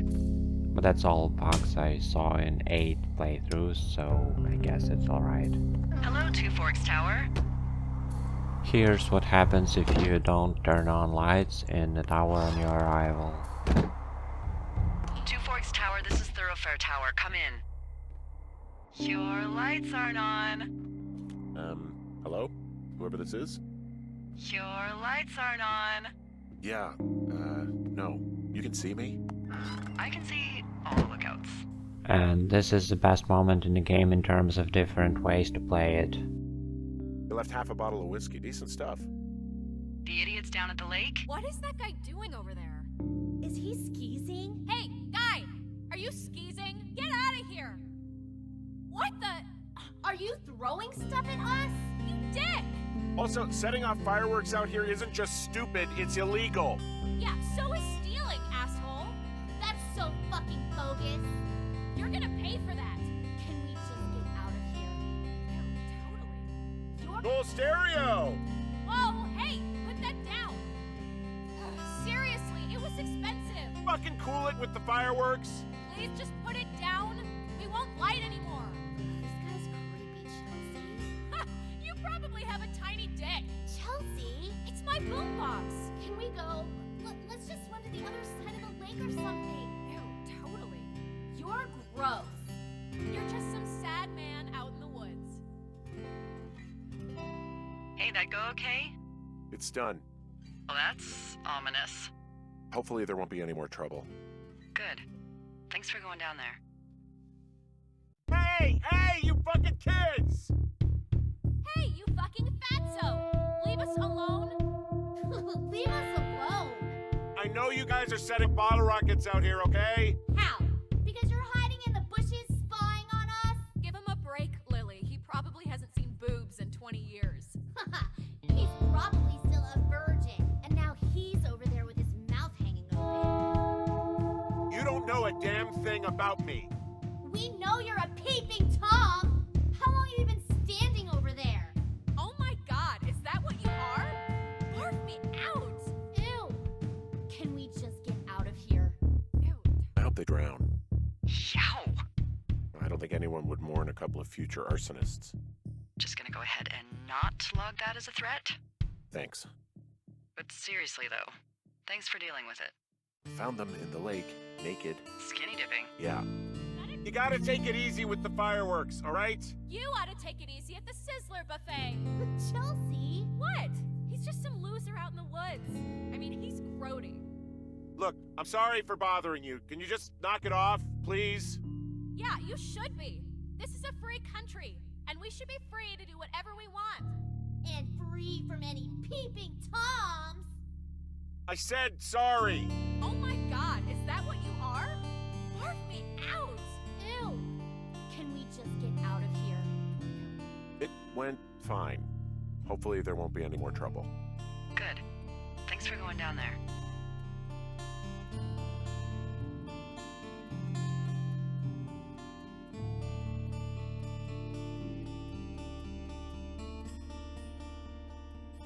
What is that guy doing over there? Ew. Why do guys think it's alright to just stare at girls? I don't like this. Can we go? Shit! Let's go to the other side of the lake. Later, Skeezer! We're gonna tell everyone there's a perv out here. Okay? Well, look, if you can hear me, try to get back soon, okay? It's getting late.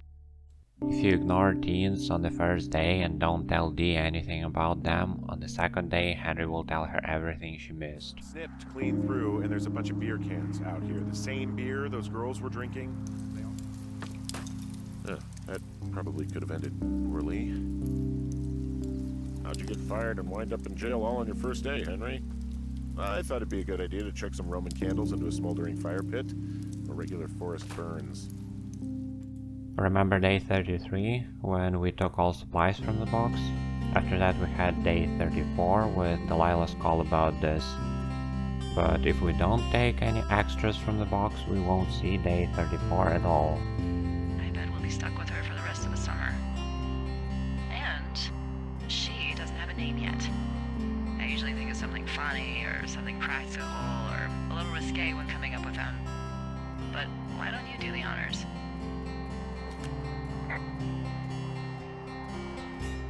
Delilah's a nice name.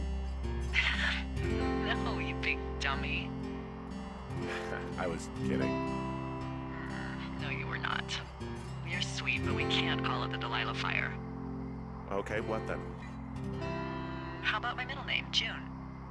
The June Fire, even though it's July. I like it.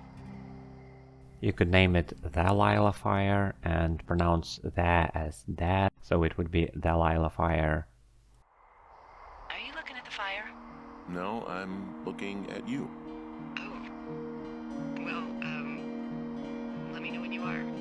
You will hear this only if you are looking at THOROFARE lookout. If you won't pick up new radio before Wapiti Station, it will disappear from the cache box and you will have to play the rest of the game with your old radio. Delilah will be furious, by the way. Okay, I'm at the site. I don't see anybody around. Henry, what the fuck are you doing? They can hear us. I don't care. They're doing something with the soil out here too. It's all gridded off. Please, Henry, just go where I told you to. Please, go there right now. And there's all sorts of contraptions and shit out here. God damn it, Henry. Fine. I left you a new radio, damn it, but to hell with it. Just do whatever you want. Oh, I'll go get it. You know what? Forget it. We've danced around it so much now, it's probably gone. But maybe you'll luck out and whoever's listening to us ran down to the market for a gallon of milk. She won't be furious if she finds out that her new colleague is completely unreliable and incompetent, though. Hey, any advice about trying to hike north of the lake? Just follow the water's edge and keep an eye out for trails. Right. Sure there must be a trail somewhere. If you don't have a more detailed map, folks tend to keep them in cache boxes in case someone gets lost. Hey, I'm at Cripple Gulch. Wapiti Meadows to the west, back towards the lake, then around to the north. So I hung a left out of the cave and I'm passing through Thunder Canyon now. I'm not seeing any wires in here. Oh, no.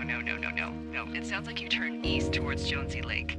Look, from the cave, you just want to come out and go straight to the north. Got it.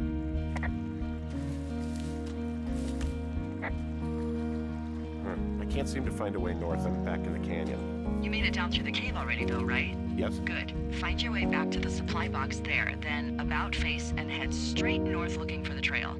If you're ever unsure, just don't forget to check your compass. Roger. You should be able to find a way over there from the meadow by the lake. Towards 5 Mile Creek, it's in the southwest quadrant of your map. I came back to where they were yesterday thinking they might not have gone far. I figured the smoke might be from that same campfire. That's a good instinct. I take it they're not there. Not currently. I bet they didn't go far. I'm at that rock arch over the canyon. Still no sign of those girls. Try hiking back to your tower. You might have a better vantage point from up there. From this burned section of forest, I have no idea where to go. Their trail is pretty cold at this point. You're out by Mule Point. No one would camp out in the fireweed. Well, I want you to stay out there as a favor to little old me. My pleasure. Okay, we know these young women are sloppy. They must have left some sort of trail. Little help? Yeah? Hey, I know you said head back to my tower, but I ended up back at the medicine wheel again. Your compass is your friend, Henry. And your tower is, just a little bit northeast of you. Got it. And the canyon is due north from there. I'm at the shale slide. I can't climb down from here without a rope. You shouldn't need a rope where you're headed. The climb through the canyon has its dangerous bits, but you should be able to do it without gear. Which way is the canyon again? It's just north of your tower. What are these power lines doing out here to the north? Those are comms lines. They connect folks like me to Central Command. Got it. And if you can see them, that means you turn north of the cave and far, far away from Two Forks. You should head back. There are 2 hats in the game that you can wear. First one is hidden under your car at the beginning, and the second is in the cache box near Hawk's Rest.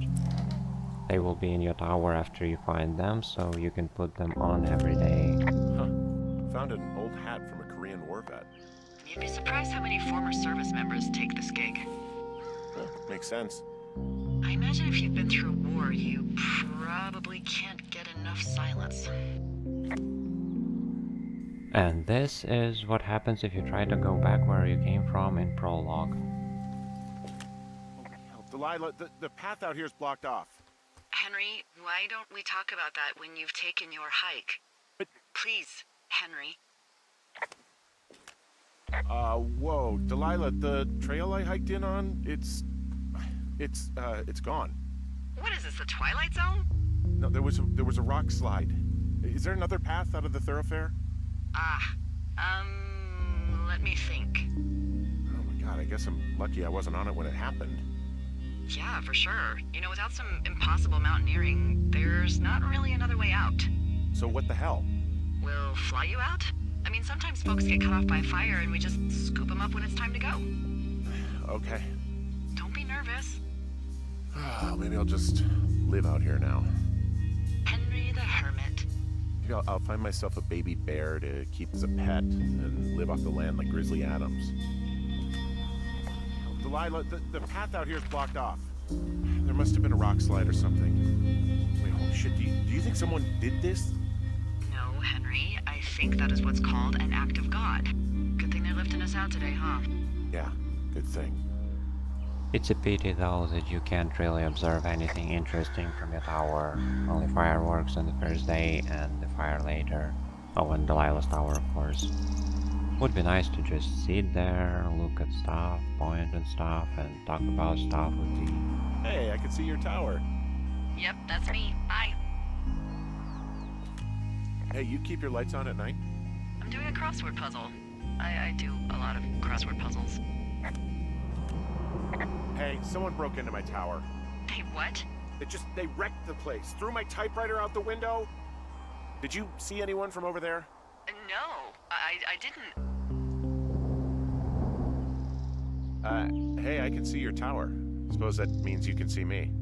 Yeah, well enough. You're in your tower. That I am. Also, you need a new barber. Jeez, do you have the Hubble telescope over there? Just kidding. You're just a little blob to me. You wake up pretty early then, huh? As soon as the sun comes up. Forest Service really frowns on us putting up curtains for some reason. I just covered my head with my pillow. Seems to do the trick. Wow. The forest could never burn down on your watch. Can you see the communication wires from where you are? I can see the poles, but I have no idea if the wire's in good shape or not. They run a good distance up to a spot called Beartooth Point. You just need to walk along them all the way up there and make sure everything's in ship shape. Do you see anything from yours, like, clues as to where they could be? Clues. I really like your enthusiasm for mystery. I'm just doing my job. I like it. I do. I can't wait for you to give these girls a piece of our minds collective. But no clues. I can't see anything from here. Okay, time to move on from the main story. There are 2 additional game modes, Firewatch Audio Tour and Free Roam. You can play them after finishing the story. Let's start from Firewatch Audio Tour. Hello there, welcome to the Firewatch Audio Tour. My name is Rich Summer. I voiced the character of Henry, the guy that you're currently controlling with those buttons there. And I'll be chatting with you in a little bit. Thanks for checking it out. In this mode, you can play through the game while looking for tapes with comments from the Firewatch creators. You have an upgraded version of your map with all the tapes locations, so basically it's like a treasure hunt. Tapes are available only on certain days. You can see the today ones on the map and you can go after them as you proceed with the main story. Map also marks the tapes you have already listened, and when you find all tapes from a certain day, this day will be marked with a cross. Very engaging. Although there is a problem. Tracking device. Again, this thing just won't leave me alone, will it? So the problem is, it overlaps the map, and in order to see the marks you have to shake it, which is inconvenient to say the least. And last 2 tapes are located in THOROFARE lookout, where you can't use the map, so you won't be able to see complete map after finishing this treasure hunt. There are tons of interesting stuff on these tapes, development secrets, different things that inspired the game, fire lookouts, insights, explanation of various arguable or strange moments. A lot of info in this video was found in these tapes or because of them. Here are some of my favorites. Hello, my name is Erin Yvette and I'm the voice of Chelsea. Hi, my name is Nikki Rapp, and I'm the voice of Lily. And we're the drunk teens in the lake. The obnoxious, skinny dipping, drunk, firework blasting teens. This isn't the first time that you've played a Lily, though. It is not. It's actually the third time I've played a Lily. My first Lily was Lily Zanotto in Psychonauts. And then I played the lovable Lily in The Walking Dead from Telltale. And now I'm Lily in Campo Santo's amazing game Firewatch. I'm pretty sure the backstory behind my character's name is that it's Sean Vanneman's girlfriend's name. Slightly less backstory for me personally, but she's a cool person in real life, so it's fine. Although I wouldn't say that this character is based off of her because this character is, I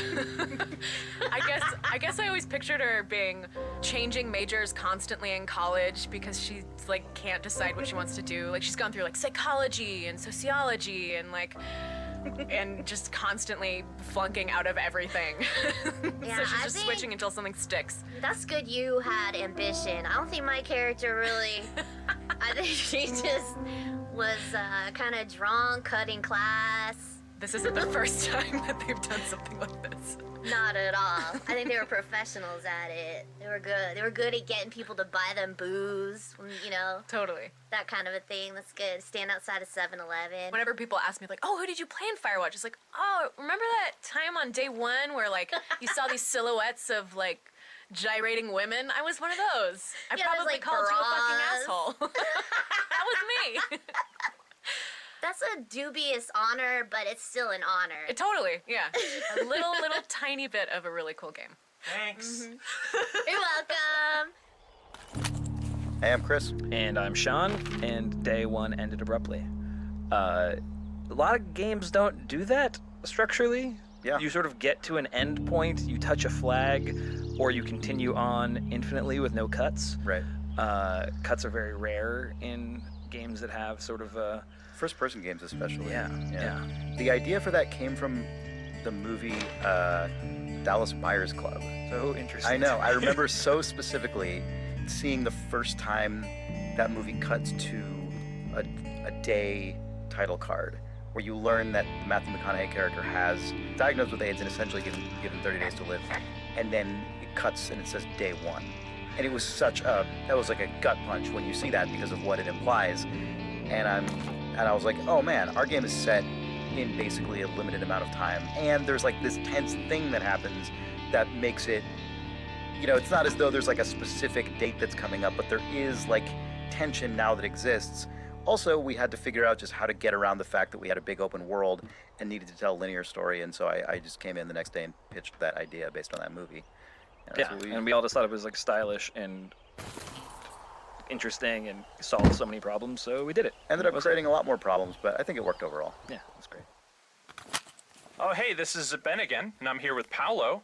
Hello, I'm Paolo. I was the graphics programmer on Firewatch. So we're here to talk a little bit about the time of day system that the game uses and the skybox stuff. You're in an area where there's a weird device that you can use to step and mess around with those while we talk. As you can see around you right now, you can walk on the different parts there and you'll see the weather changing. So immediately when we started working on Firewatch, there were a couple of important points. We had to have a dynamic time of day. So at any point, people could trigger changing the sky, changing the fog, changing each individual component independently.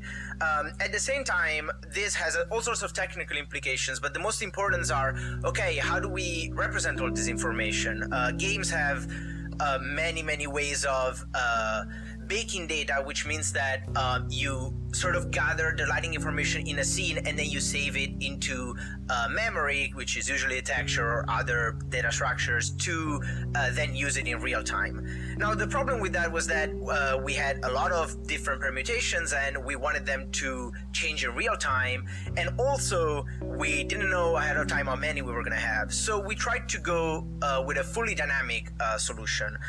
In this case, what dynamic means is just that as you walk around, you'll see the sun moving around, the sky color changing, the fog color changing, and the shadows moving. So all those components are always rendered every frame, and there's no information that is stored anywhere. So what pieces make up the sky again? The sky, we tried first an approach of representing sort of a simplified version of the scattering equation and seeing what that would look like. And it was looking good in the game, but it was still very difficult to author. And since Ollie, as the art director, is absolutely talented with colors, at some point we just sat down and we sort of worked together and said, okay, imagine that you could just paint the sky in Photoshop and think about how that would work in the game. It might just magically work. And by doing that, we basically dissected his process of assembling just a painted sky in Photoshop, and we created a shader, which are basically programs that run on the GPU to render things, that suited his exact style. So really, the sky is just a series of gradients that blend into each other with a couple of controls to change curves and attenuations between them. So as you walk around, you'll be able to see how both the sky changes and then the fog adapts to the same color and the sun moves in the right direction. And then there were just a couple of numbers to make sure that like the brightness around the sun would be higher so that it would still sort of represent and give the feeling of what the sky and how the sky behaves. And this like gave Ollie the ability to test some things very quickly. Exactly. Having immediate feedback for filling a world that was as big as Firewatch, especially for the sort of limited team size that we had, was absolutely important. Like, we had to have a way so that artists would make something quickly, have an idea of what it would look in the game, and knowing that it was pretty close to what we were gonna ship. Yep.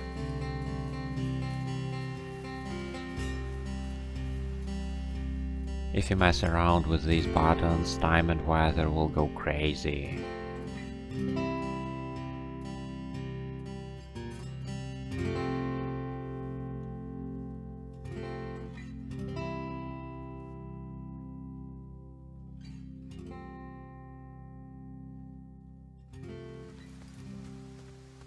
If you haven't had enough people during the game, here's a bunch of them. I call this perfect people. They don't move, they don't talk, they're perfect. Hi, Jake. Hey, Jane. In this garden surrounded by scary mannequins seems like a great place to talk about how you figure out perspective and scale when making a level. Yeah, so, when you start making a game, one of the first things you need to do is to have scale reference. So, what we did was just download a bunch of free scale models, actually. Yep, just some royalty-free, T-posed nude men and women. I think like the man is just the default ZBrush man. Before you put in the trees and before you put in the grass and before you put in the rocks, when all you have is terrain, it can look like it's like a 6-foot wide hallway or it's like a quarter-mile wide and you can't even tell in first person, but then once, boop, there's just a little nude man out there. Yeah. You really know. Yeah, how tall is this tree? Oh my gosh, it's actually, it's a really tall tree. Yeah, it looks tiny before you put a scale man. So there's also, you'll notice there's a collection of different scale men out here. When we first dropped our scale our scale people in, they came in with some default material that was like this glistening onyx stone. I think the default Unity material back then was just some very glossy black. Yeah, so we had these like just rippling, glistening stone statues, including parts. Full anatomy. There were some parts that were very good at catching the light, and I think when Nels was gray boxing, the bikini parts. Yeah, Nels was like, I gotta get in real close on some parts of this level, and I just don't know about this. So then the next day when we got latest, it's very distracting when the gloss material is. It's debatable though if that's more or less distracting than the jean shorts that were slapped on. It feels to me, Jane, like in early dev, as you got bored, you just kept like festooning the scale man with more stuff. I think it was one of those times when I was like, is it worth spending 15 minutes to make myself happy? Yes. And I was like, yes. And then it's like worth maybe 15 minutes maybe to some put more time jorts to on add this. some love handles, and Oh, yes. then like some heart-shaped chest hair. Who's to say? Who's to say? 15 minutes turned into 30 minutes of fun, and now, you know. Oh man, by the end of the production, It's Greybox so thing worth was it. really fun.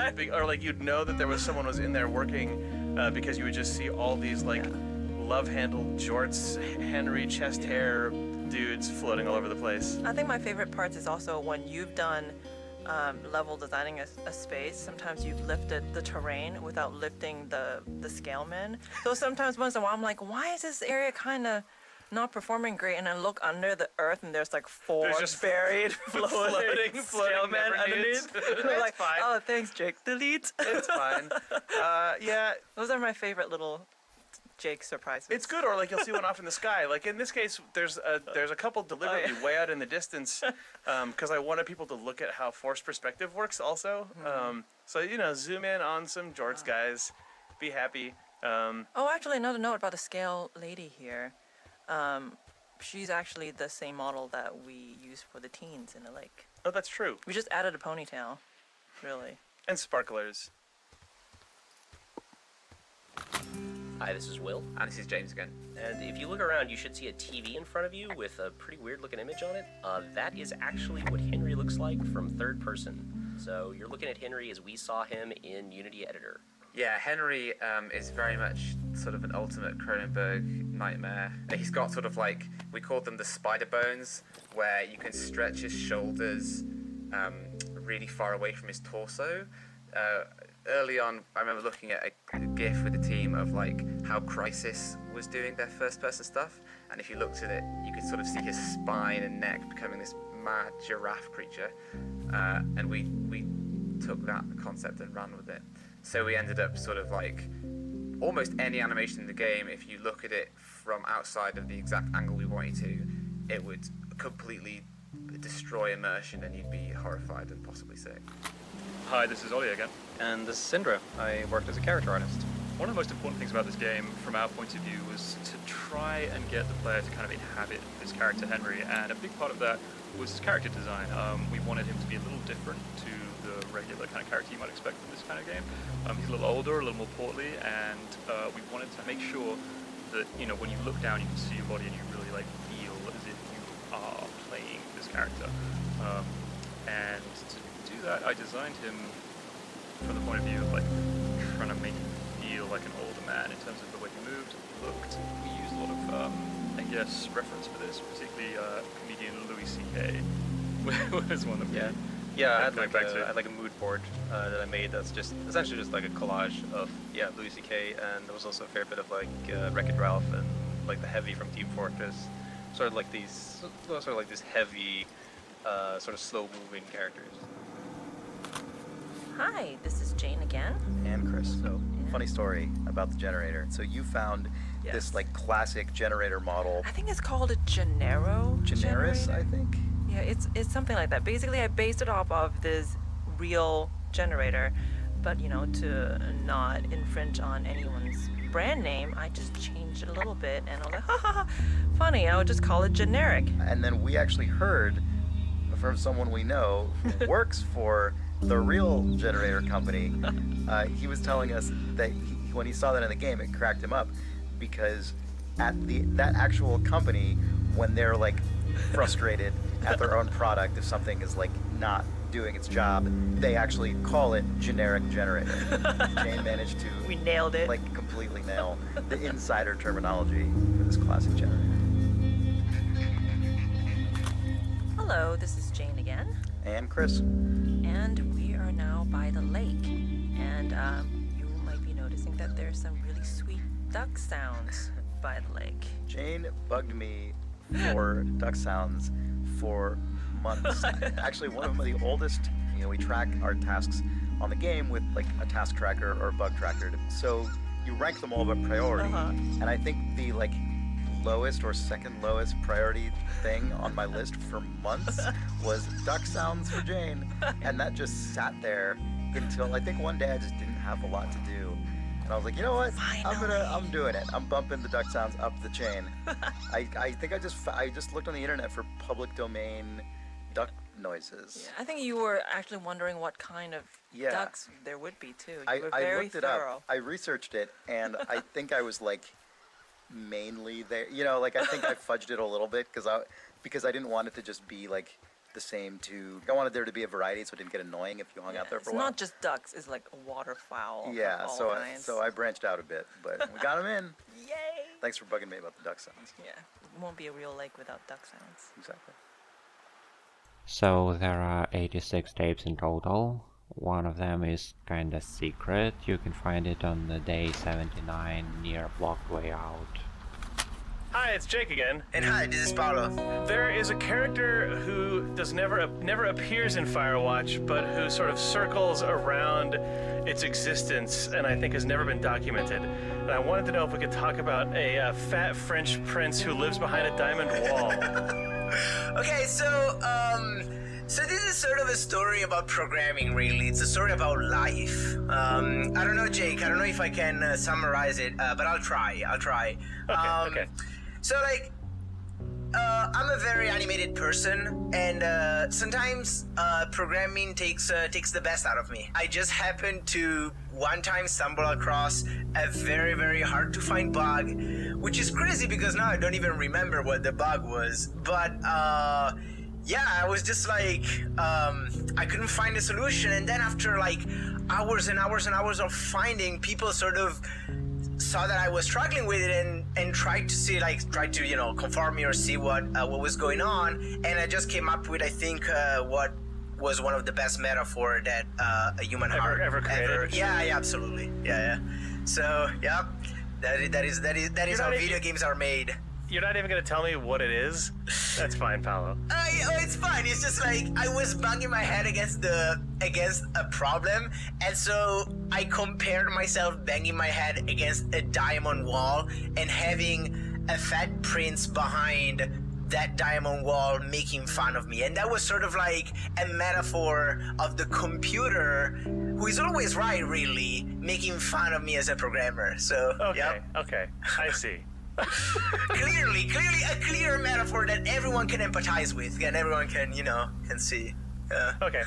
Well, I'm glad that's on tape, whether it goes in the game or not. I know, yeah. Okay, I think that's it. Okay. Listen to these guys talking is pure pleasure, plus you can try different options during the story while looking for the tapes.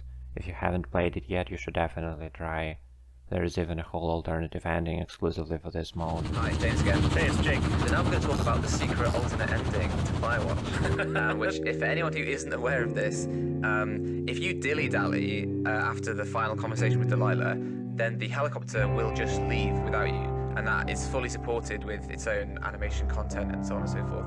If I remember correctly, it was essentially a request from you to me, Jake. Is that how you remember it? I think that Sean and Chris and I all wanted it to happen. Once we realized the helicopter pilot was there, given that all of Firewatch is sort of, or not all of it, but quite a lot of Firewatch is predicated on the idea that if you don't do anything, that inaction is action. Like if you let a conversation time out, it just times out. It seems ridiculous that a helicopter pilot would wait for a crazy person for this long. So it seemed like a fun and accurate Easter egg to let him just totally abandon you. I don't know. My favorite ending of Firewatch is the one where the helicopter pilot flies away and the player raises their camera at the last second and snaps a picture of the helicopter leaving them behind, because the story in that credit sequence is just totally weird. The Henry that gets left behind, like, is he burned alive? Does he go off and run into the woods and become Ned Goodwin of his own? I don't know. Tons of weird, quite complex stuff goes in at the very end when you understand the systems, because like building that in terms of the scripting logic was pretty complicated, but it's like I was at my most competent at scripting events, so it just slipped in like half a day near the very, very, very end. Also, a game development trick that everyone should learn is that if it's the very last thing that happens in the game, it can be as crazy as you want, because that game is unloading itself the moment it's done. Who cares what mess that thing leaves behind? Your game is erased immediately afterwards, so just go nuts. I'm very pleased we did that. Yeah, same. That's the end of the Firewatch audio tour. Thank you very much for playing along and listening to all this stuff. Yeah. Thank you. But what is Firewatch? That was it. We did it. That was the whole thing just now.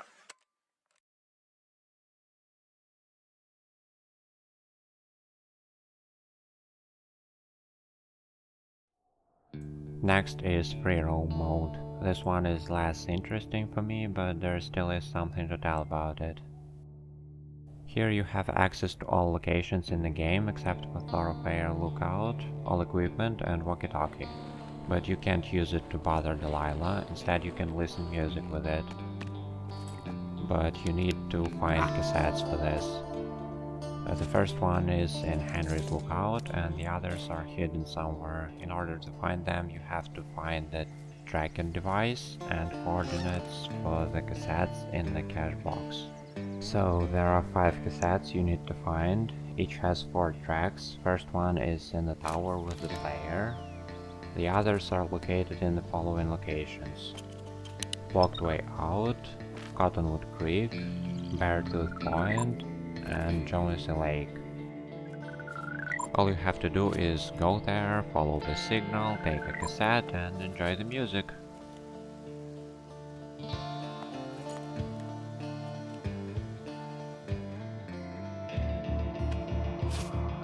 Also in free roam you can see Ned's hideout without smoke in different time of day.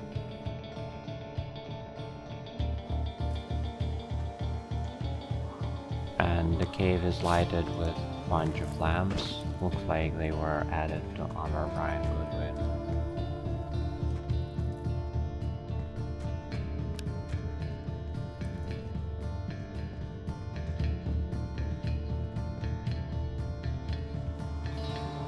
Also I found this broken trail sign.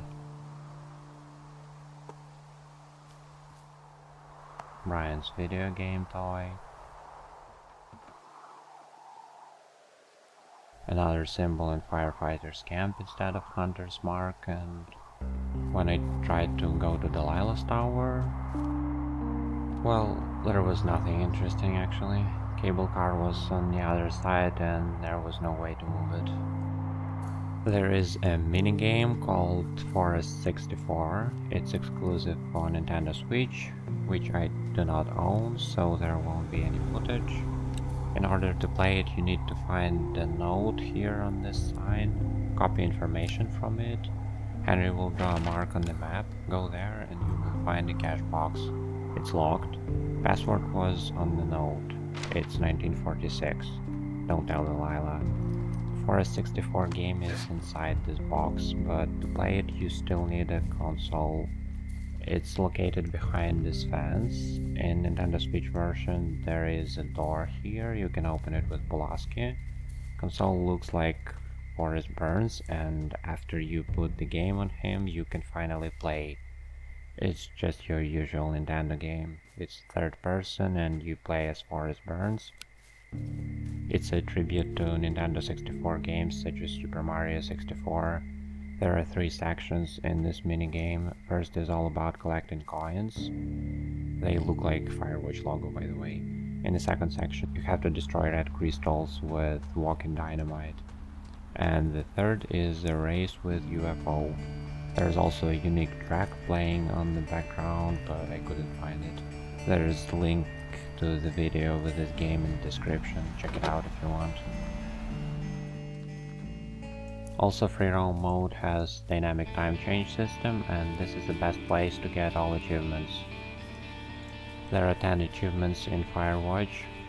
5 of them are attached to the story, you won't miss them, and you should already have them since free roam mode becomes available only after you complete the game. So let's look at the other 5. The first achievement is called Shutterbug. This is the easiest one, but you need to do it in the story, cause camera is not available in free roam mode. Just load your last save from the story, you already have the camera, so you only need to fill it with photos. The Life and Times of Raccoon Carter.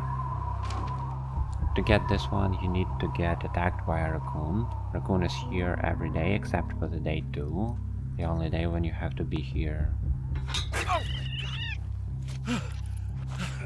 Next is All Shoshone. Gotta listen to All Shoshone tape. On our way there, we can find lyrics to this song in the outhouse, and the tape is here. When I wanted to find this tape, I thought that it is somewhere near the Aspens, just like achievement description says. I looked under every damn tree in the Aspen Grove, twice, and I thought perhaps it's not under a tree, but on the branches or something. So I looked on the branches twice, it wasn't there. Then I read the achievement description again, and looked up the location on the internet. Stupid tape. B-plot. We've already got bitten by a raccoon and now we need to get stung by a bee. You should have this achievement if you are at least a little bit curious, because this insect is hiding right after the Wapiti station entrance in the mail. The last achievement is called Love Turds. We need to find and keep a turtle. Well, at least we don't have to get punched by a turtle. This is a bit tricky because our future pet can be found in lots of places. This time I found it here, but during my countless playthroughs I stumbled across this turtle almost everywhere. When I played this game last time, I forgot that there is a button for taking objects. I saw the achievement about finding a home for a turtle, so I just carried it all the way to my tower and dropped it there. Was really disappointed that the achievement didn't drop, and the turtle disappeared the next day. And that's it. You 100%ed Firewatch. Congratulations. Huh. Look at that. Let's see. You look like a... Shelley Duvall. At first I thought that Firewatch was developed by some no-name guys who created an absolute masterpiece on the first try 8 years ago and haven't done anything else since. But just as it is in the game, everything is... well, not like that at all. Sean Vanneman and Jake Rodkin founded Campo Santo on the 14th of October 2013 in San Francisco. Campo Santo means graveyard in Spanish and Italian. Sean Vanneman wrote, "I like that it conjured up images of burial and decay, but does so without being dark. It feels like it holds both bookends of life in a positive light, and for a company full of people creating something out of nothing, that tone felt correct to me. But honestly, we chose it because we really liked the sound of it. I guess Umberto Eco did the same thing when titling the name of the rose. So if it's good enough tactic for the Eggman, I say it's good enough for a stupid video game company." There were only 10 developers in Campo Santo, and they were not new in this industry. Jake Rodkin and Sean Vanneman were the creative leads on The Walking Dead. Niles Anderson was the lead designer of Mark of the Ninja. Oliver Moss was new in the game industry but well known for his reimagined movie posters. Chris Remo wrote the soundtrack for Gone Home and worked with Double Fine. Jane Ng also worked in Double Fine on Brutal Legend. As you can see, most of the staff were professionals with years of experience. Development began with a single painting by Oliver Moss. Lead environmental artist Jane Ng brought his work into 3D environments while maintaining stylized artistic vision of the original. In creating the painting, Moss emulated National Park Service posters from the New Deal era. Firewatch runs on the Unity game engine. The radio went on a real evolutionary journey. I don't know if you remember back at the very beginning, when we all got together to make the game, we got together in December, like the first week of December, and we said, well, we're definitely going to take Christmas break, but what can we make in 2 weeks with this crew in Unity, an engine we've never used before?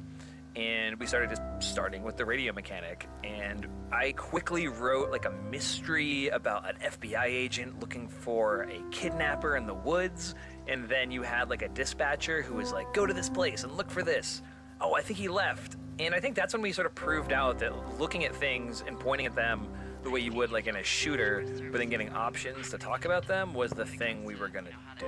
That's kind of where the radio mechanic is so different from most conversation systems in games, right? Because most game conversation systems, like, oh, you're standing next to this guy, so you can talk to him now, and you will be able to talk about things that have recently happened to you. But since it's a radio, it's like you could be anywhere, anytime, talking about whatever you're looking at. So even as we started to like do that initial prototyping, we sort of realized like, oh, that's very interesting. Also, this is really complicated and very different from how most games do dialogue. Yeah, when you're standing in front of a character, you just sort of have the like very like binary rule of I am standing in front of a character in an adventure game, I can talk. I walk away, I can't.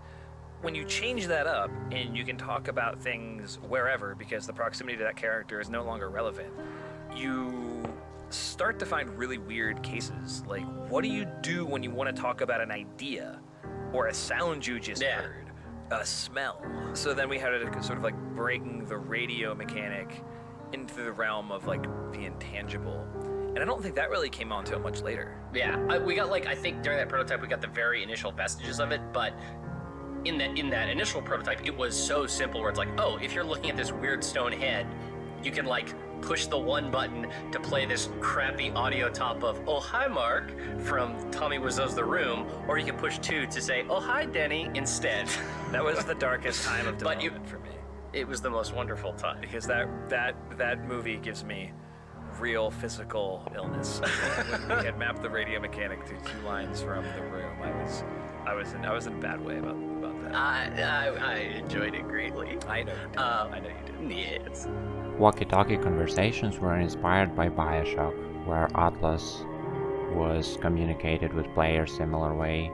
Dialogue system resembles The Walking Dead. There are no other ways to communicate with someone because developers didn't want to spend time on lip syncing and a lot of additional animations.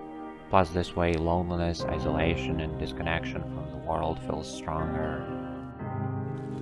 I came up with this character, Delilah, and then just thrust her upon you and said, you are going to be Delilah in this video game. I liked working with you on The Walking Dead. You were amazing as Katya. How did that character come to life for you? Well, actually, I think her name was Alice at first, if you'll recall. Oh, no, it was. You remember that? Was Alice. Oh, no. What a hilarious thing to have to remember. I remember getting that email from you about, hey, I'm writing a game, female protagonist, are you in? And I didn't even have to think twice about it. I knew whatever you're working on, whenever, throughout history and time, I will want to be a part of. But then you sent me the sides for Alice, and I got to read about this beautifully flawed but fun and self-engaged woman. And it's one of the things I love about the characters that you write is that they're actual people. They're not tropes. They're not stereotypes of anything. They're full-bodied people. And so I got to dig a little bit into my past and what's made me tick and what would make me take a job in the middle of nowhere and shamelessly flirt with somebody over a walkie-talkie and build her from there. The wonderful thing about Delilah is that there's actually a lot of me in her, meaning like I grew up in Idaho. There are a lot of mountains and wildfires and solitude and stuff like that. I left and I moved to Los Angeles and now I'm surrounded by concrete, but I kind of started out in the same place. I was integrating so much of the way you speak and the way you like tell a joke or laugh just back into the character. Do you feel like you had to create that stuff to be Delilah, or were you making a concerted effort to sort of like become her? I think it's a little bit of both. I am a bit of a smartass, and so a lot of the stuff that you wrote really lent itself to that. But you know, as we started getting into the puns, you know, wouldn't you liken to know and stuff like that, I was able to kind of sit back into this woman who just doesn't give a shit. You know, she's out there in the middle of nowhere and having fun because this is her life. And so having that freedom to just be an idiot, it was really freeing. It was a lot of fun. Delilah's voice actor, Cissy Jones, had already appeared in, yes, you guessed right, The Walking Dead. She was easy to find. It was harder with Henry though, but in the end, Rich Sommer was chosen for this role. So Rich, as you know, we struggled so hard to find you, to find the voice of Henry. And I was here all We're along. just right there in the valley, waiting for us. And you were discovered, basically not discovered, but contacted via Twitter. Those two things are synonymous. Yeah, it's interesting to me because I don't think I knew who Henry was until you read for the character. And then I went like, oh, of course. Did you feel like you had to bring something out of the ordinary to him, or something created, or was it more of an amalgam of the words on the page and who you are as a person? I think the latter more than the former. I mean, I think that Henry and I differ chiefly in that I would probably classify him as an introvert, and I would classify myself as an extrovert.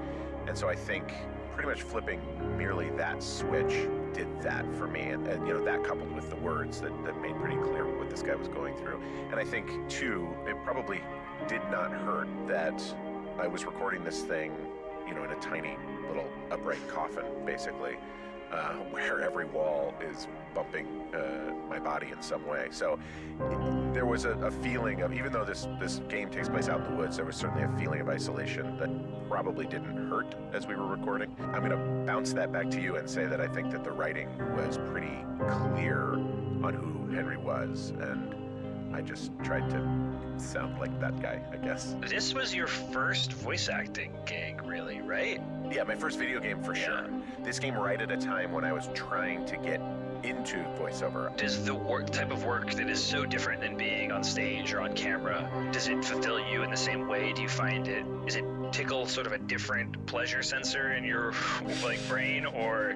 I wouldn't say it's exactly the same, but it's certainly a different part of my brain. But I would say it's at least as fulfilling as anything I've ever done on camera, because there's sort of a freedom in the booth that isn't there if you're on camera. There's a lot of you can't move too far that way, and you can't block your other actor's light, and there's a lot of technical stuff you have to keep in your brain that has no bearing on what you're doing here. I mean, the most technical thing I have to worry about is that I don't get so loud that it clips the sound. Otherwise, that's kind of it. So I have free, full acting available range, and that's an exciting thing, and in a lot of ways more exciting to me than on-camera work.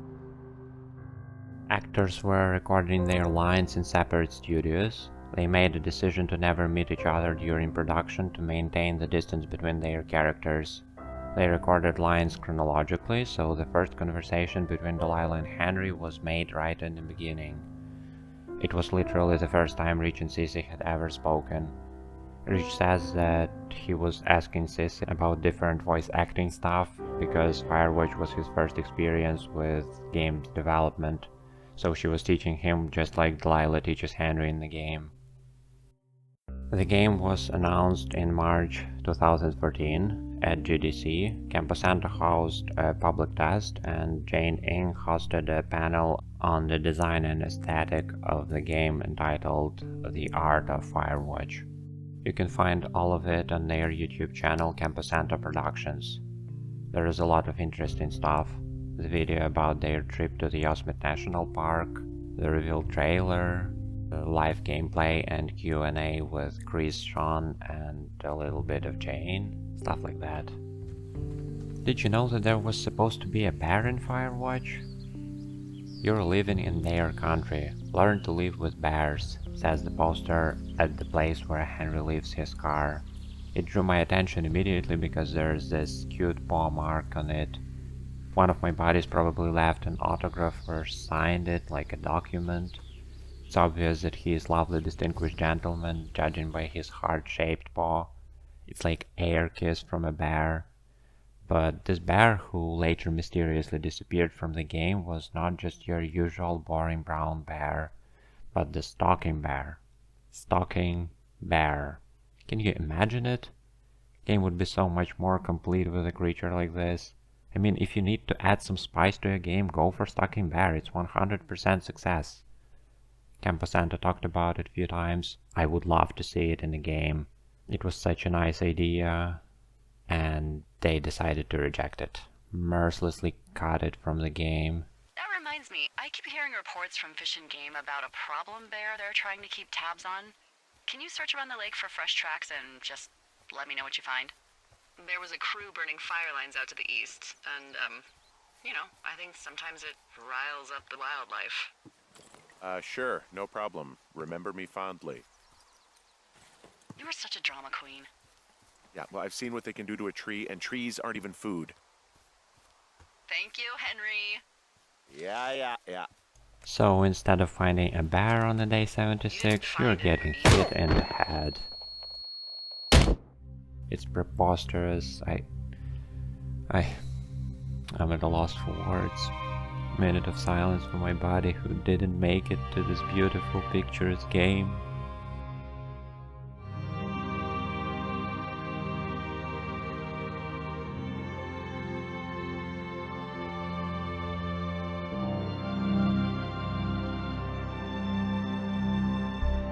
Well, at least he left a mark on the school tree, and there is Beartooth Point, and that possum poster. Rest in peace, bro. You won't be forgotten. Hey, it's Ollie again. And Jake. Hey, Jake. So I feel that we're right now in close proximity to Forrest Burns. I think the idea for Burns came around when we realized that Smokey the Bear was not a public domain figure.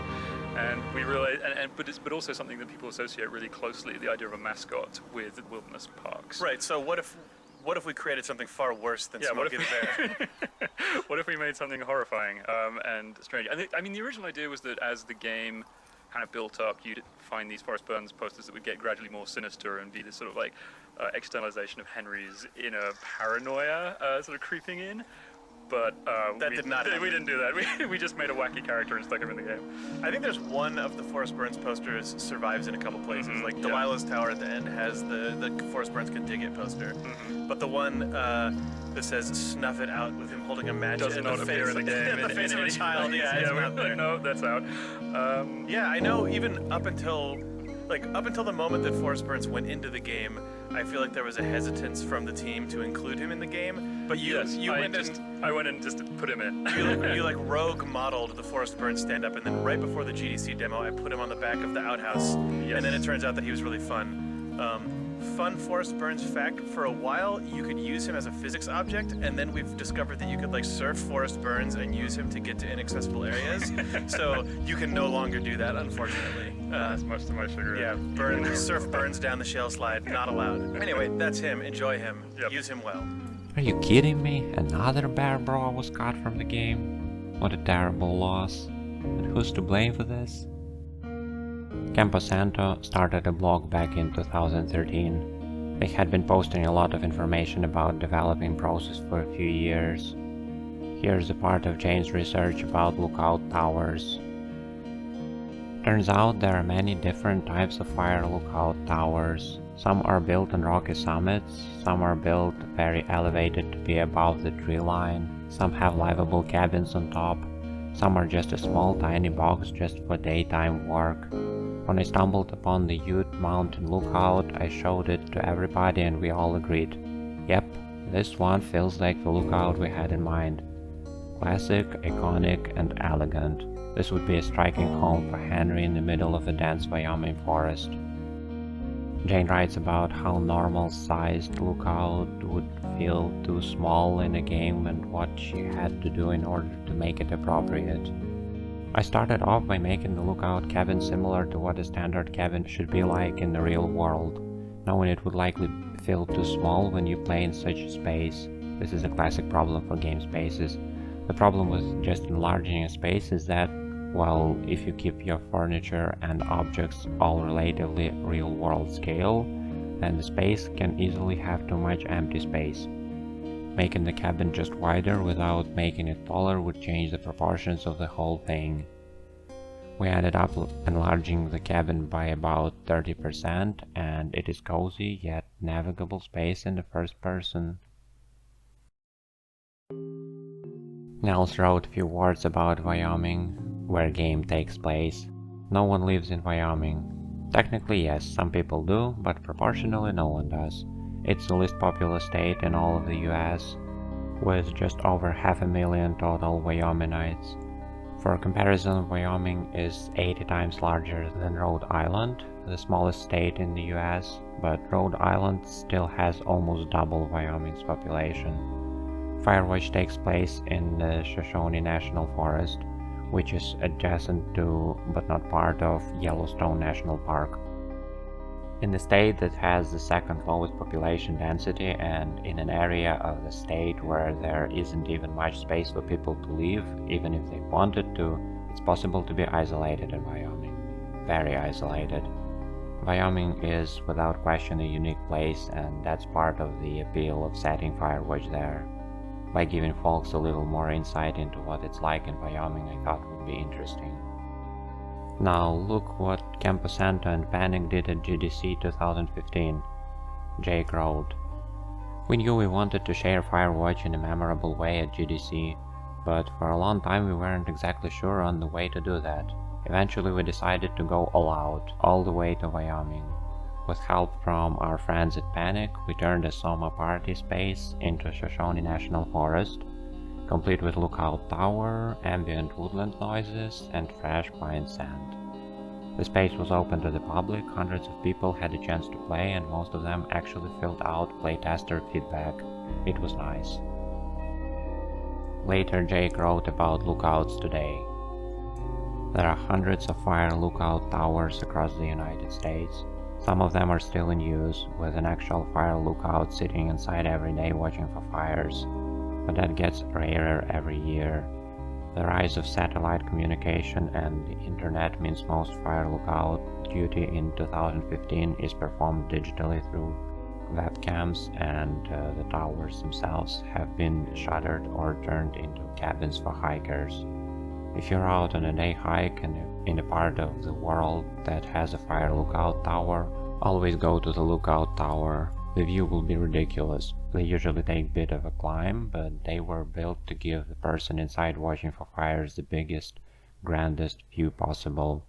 Some of the best views I've ever seen when out hiking, I've seen by taking a few hours out of a day trip to go up to a nearby fire lookout. No two lookout towers are alike. This might sound obvious, but it's not something I had thought about until we started making the game. Some towers are up on big wooden stilts like Henry's lookout in Firewatch, but many are on foundations of rock, brick, or cement.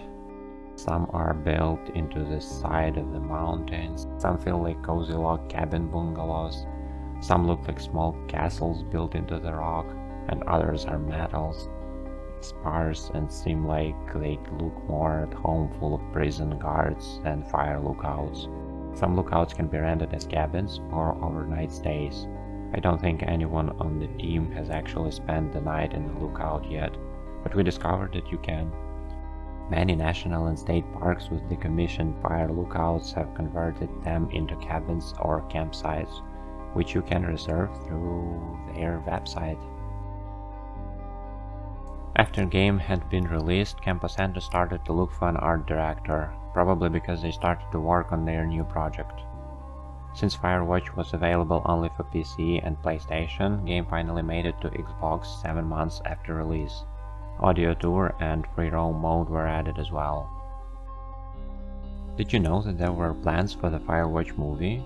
On the 27th of September 2016, Sean Vanneman wrote in the blog the following. Yesterday we announced that we are partnering with Good Universe, a LA-based film production, financing and sales company to develop material for games and film beginning with Firewatch. So when will Firewatch be in theaters? Who will play Henry's Hands? Who will do the voice of Turt? For those of you who understand what film development means, you A. know I couldn't say if I knew, and B. know that getting a movie made is a tireless process that mixes luck, timing, and sheer will together to create success. What I can tell you is this isn't a situation where we sold someone the rights and they are off to do whatever they want with it. Production of this movie has never been started though, but it says on the Wikipedia that on the 17th of August 2020 it was announced that Campo Santo was partnering with production company Snoot Entertainment to adapt the game into a feature film. It's been almost 5 years, but there still is hope that we will hear something about it in the future. And lastly, an interesting post about Chinese localization from Jane. When I gave a talk at GDC China 2015, and they had translated the session title as Kan Huoran, word for word this is Watch Fire Man. I grew up in Hong Kong reading Chinese, and I thought the localized name was well chosen, because while it mostly suggests fire lookout, which doesn't specifically imply firefighting, it also allows a more ominous interpretation of person watching the fire burn. The game sold more than 500,000 copies within a month of its release and over 1 million copies by the end of its first year. I'm not specialist, but it looks like success. So what's next? Next is The Valley of Gods, a single-player first-person adventure set in Egypt in 1920s. You play Rashida, a disgraced former filmmaker and explorer, given one last shot at the adventurous life you desperately miss, reunited with Zora, the former partner you vowed never to work with again, for a project that could leave you with fame and fortune, or dead and buried in the sand.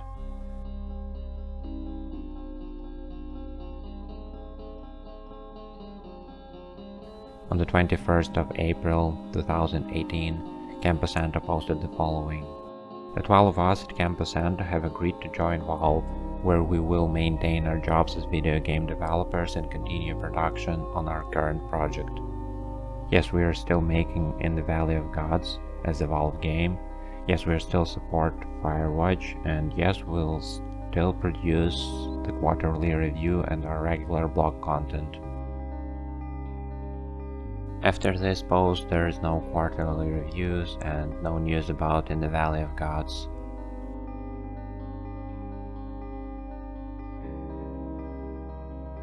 See these 3 lines here?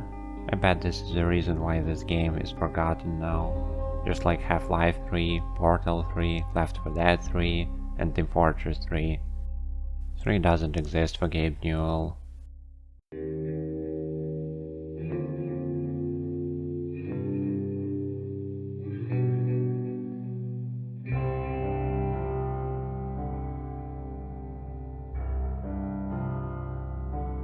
Campo Santo team still remains a part of Valve. Some of them worked on Half-Life Alyx and other projects. Hey Chris. Hey Sean. It's the last scene of the game. Yeah, this took some getting. This was very difficult. Yeah. Something you would say in story meetings all the time, which was, I was really afraid of writing the scene, and I was really afraid of the end of the game, which I had never experienced in my career. Yeah, we went up to the wire. You would say to me, oh, you're gonna feel it out when you write it. And you would say that, you're sort of like, and you'll figure that out on the page when you're working, when we were trying to really talk about the beats of this last scene. And I would go like, okay. And some direction that you gave me that was really valuable was just the muted nature of this scene, because everything that has been said has already been said, and there's sort of nothing left to do. And you get to a point in your life where that is true, often. But movies and games never really explore what that space feels like. Yeah. Because it's really hard to choose to do that, to write the not exciting thing. Which I think is why the helicopter shows up, to be perfectly honest. Yep. We needed something to counterbalance this feeling of well, the story is just over. Yeah. They're not gonna get to see each other, because that's just the way it goes. So how do we make this feel big and final? We better pay for a big helicopter and a guy's hand you grab and everything. And then to tie it all together, we decided very, very down to the wire that you were gonna write music over the top of the whole thing. And I think it totally works. Yeah. But what was that experience like for you? Oh, it was very stressful, because writing that music was literally in the last couple days before content lock. But I think much like the writing of the scene, it just, I think I had just sort of absorbed so much of everything that had led up to that point that it actually ended up being an easier process than I thought it was going to be. As for the ending as a whole, I mean, we talked through how this game was going to end so many times, and on a literal plot level, it actually changed a fair amount in terms of how the mystery gets resolved. All the sort of background information that's feeding into Henry and Delilah's last conversation.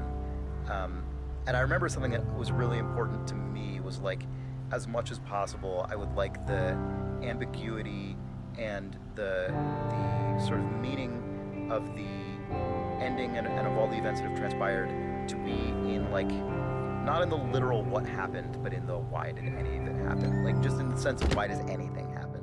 Like I remember that was something that I thought was really potentially powerful about the way this game concluded.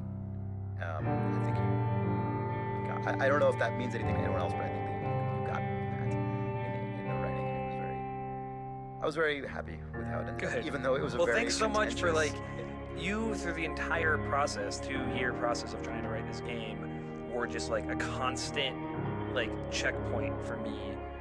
Because when you're writing, it's a very lonely process. It's very, very lonely, and to drift off of the tone of the thing you're working on with the other people is very seductive.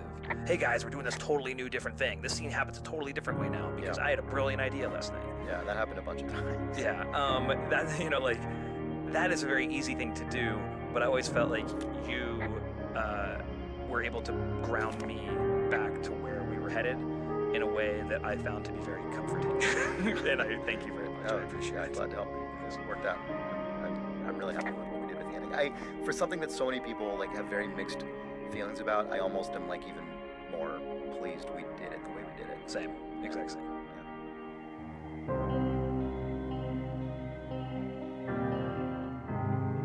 Ned has learned nothing and will not change, and Delilah has new embarrassments piled on top of old ones, but will never turn to look back at them again. And what does Henry do? Go see Julia? It kind of feels like it's up to you, in the sense that it's open to interpretation, not that it's your choice to make as a player. You can express a preference, but Firewatch ends before you can commit Henry to anything. There's something to it ending where it does, I think, Firewatch decoupling the player from Henry where it does. You are with Henry only as long as he distracts himself from his actual life. He grew close to Delilah and will never see her again. And the same is true of you. Contrary to what Firewatch says in its opening, you're not Henry. Not really. Henry has his problems, they are not yours. Henry has to face them on his own. Maybe you do too. From Campo Santo blog. If you don't like Firewatch ending and think that it's illogical and Delilah should have waited for you in the tower, if you think that Ned, Delilah and Henry are weak because they run from everything that isn't comfortable, they escape from reality, I have one question for you. Why are you playing video games?